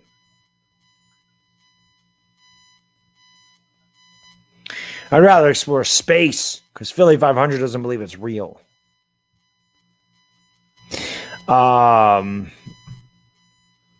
I don't care about this fruit and vegetable talk. I really don't. Yes. Tuto's not a troll. What are you talking about? Tuto's the man. This is true. They shouldn't have a Brady trophy, but Lombardi because he won the. Listen, if the Chiefs won it, it would have been the Lamar Hunt trophy. If the Chiefs won that, the Super Bowl trophy would have been called the Lamar Hunt trophy instead of it's given to the AFC. Brandon, it really depends on if Barkley's healthy. I mean, if Barkley's healthy, there's no reason to think that he can't get 1,000, 1,200 yards, even if he does miss a couple of games at the beginning of the year. I think that he's good enough to have 1,000 yards again. I don't know if he's a flat earther, but I don't know if he's a round earther either. He definitely has his conspiracy theories. Philly does. Philly's definitely a conspiracy guy. No doubt about that. No, Jerry Jones isn't dead. I hope Jerry Jones lives to be 1,000. I really do. He's a donut earther, I bet. I mean, who doesn't like a good donut? My kid loves donuts. My kid loves donuts.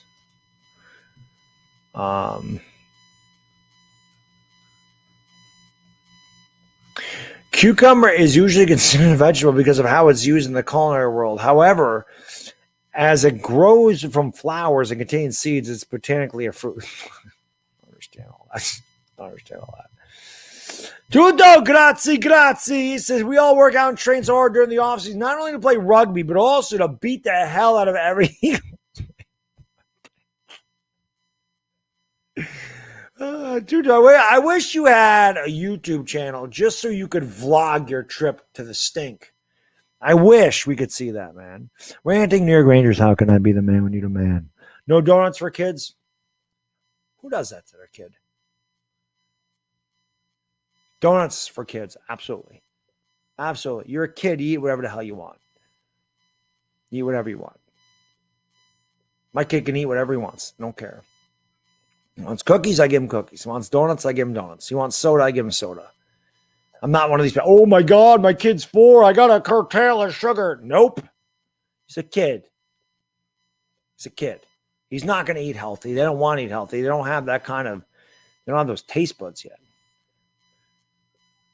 How do they feel about LeWert? I mean, LeWert goes okay. He's not going to make the team. I can't see the Giants carrying 3 quarterbacks. He's not going to, get above Glennon. I thought Glennon played great today. Yeah, my kid loves muffins too. Candies, donuts, pops. I give all that stuff to my kid. All of it. All of it. Candy, yup. Chocolate, yup. Donuts, yup. Chips, cookies, soda. Absolutely.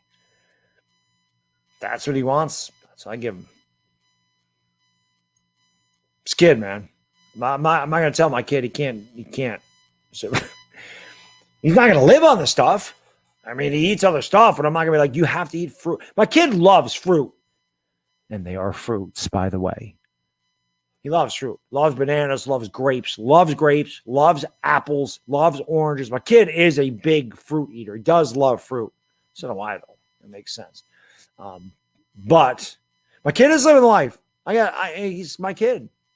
I want my kid to be happy. That's it. He's 4.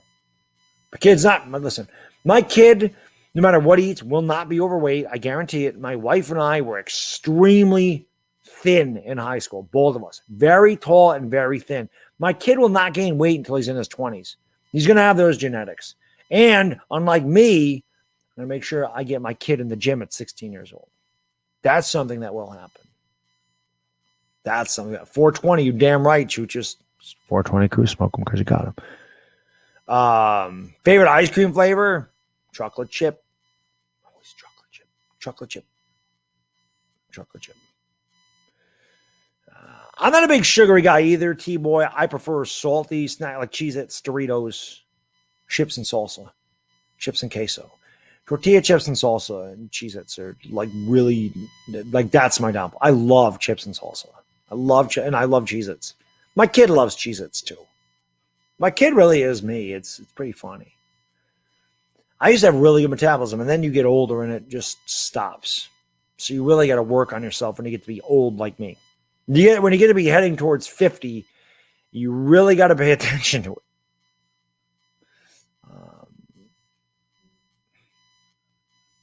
I read an article that said all kids should eat cotton candy for breakfast. It supposedly promotes high brain function. I was going to say I don't know if he's gotten. I don't know if he's gotten cotton candy. He does eat cotton candy, but it's rare. But my kid does like I said, he eats macaroni and cheese. He eats things a kid eats. He eats macaroni and cheese. He eats chicken nuggets. He eats French fries. No kid is going to sit down and eat grilled chicken like I do. He's not going to eat that. He's not going to eat ground turkey. Actually, he's had ground turkey tacos. Quesadillas. He likes quesadillas. He does like chicken quesadillas. But he's a kid. When you're a kid, your taste buds are nothing. When did I go? I'm still not fully bald. I'm balding. Started losing my hair when I was about 30. Right around the time I got married. That's why I always blame my wife and say, if I didn't get married, I would still have all my hair. But still not fully bald. Getting close, but not there yet. But been shaving my head since I was like 32, 33 anyway. Yeah, eat grilled chicken. I love it. I live on grilled chicken. What's a sign that you're bald? You lose your hair. I mean, that's self-explanatory. Self-explanatory. You know when you are. Fried chicken is delicious. Yes. Terrible for you, though. Terrible. High in fat, high in cholesterol, high in calories. The way chicken is prepared is amazing. Chicken's so healthy for you if you grill it or bake it, but if you fry it, it's terrible for you. Favorite cartoon? I mean, I don't know if I have one now. I used to love the Pink Panther. Probably Wile E. Coyote. He was my favorite when I was a kid. Roadrunner and Wile E. Coyote. It's the wife. Yeah, the wife does that. They do. I told my wife, I said, you're the reason that I started losing my hair. My kid's the reason that my beard is starting to go gray here. I get a little gray in my beard now. That's my kid. Give me Yankees World Series, Bill. I'm a Yankee guy. I mean, the Yankees are my favorite team. It's just, I love the Giants. Never fired my being, but baseball is my first love. The Yankees are my first love. I'd always take the Yankees. My kid's favorite show? I don't know if he has a favorite show. Like, he watches a lot of stuff on YouTube. He likes Disney stuff. He really likes Disney princesses. My kid gets older. I have a feeling I'm going to have a problem with the girl situation with my kid. I feel like my kid already knows things. I think he knows. I think he knows. I think he gets it. He doesn't understand why he gets it, but he gets it. I've told you before, he had a crush on a soccer coach. It was pretty funny. But next Yankee game, no. Tuesday night, I'll be streaming the Yankees. Tuesday night. Peanut butter and jelly is great. My kid does love peanut butter and jelly, too. He does like peanut butter and jelly. It's the most boring sport to me. It's soccer. I have a buzzing sound in the background. No, it might be my microphone. I don't hear it. But I'm getting out of here, guys. It's almost 12:30. I do appreciate you hanging out with me tonight. I did want to do some Giants talk. Obviously, got a topic there at the end. It always seems to happen. But I do appreciate all you guys and girls being here. I will be back for the Yankees and Braves on Tuesday. Like I said, I'm just going to switch gym days. I'll do the Yankee Braves on Tuesday. I'll go to the gym on Wednesday since they don't play Wednesday, and I can't do any of the Oakland Athletics games. Oh, that's such a big series. I will have some videos out, though. I definitely want to talk about the Yankees more. I've missed doing Yankee content. I want to get back to it. Obviously, with the Giants happening and this week just being crazy like it was, I didn't get a chance to do a lot of Yankee stuff, but I definitely want to do more, and I definitely want to do the Yankees Braves because both of those teams are red hot. Hopefully the Yankees can continue it, and hopefully you guys and girls tune in for that. So I do appreciate you all being here. Thank you so much. Enjoy your Monday, and like I said, hopefully I see you on Tuesday night for the Yankees Braves. So until next time.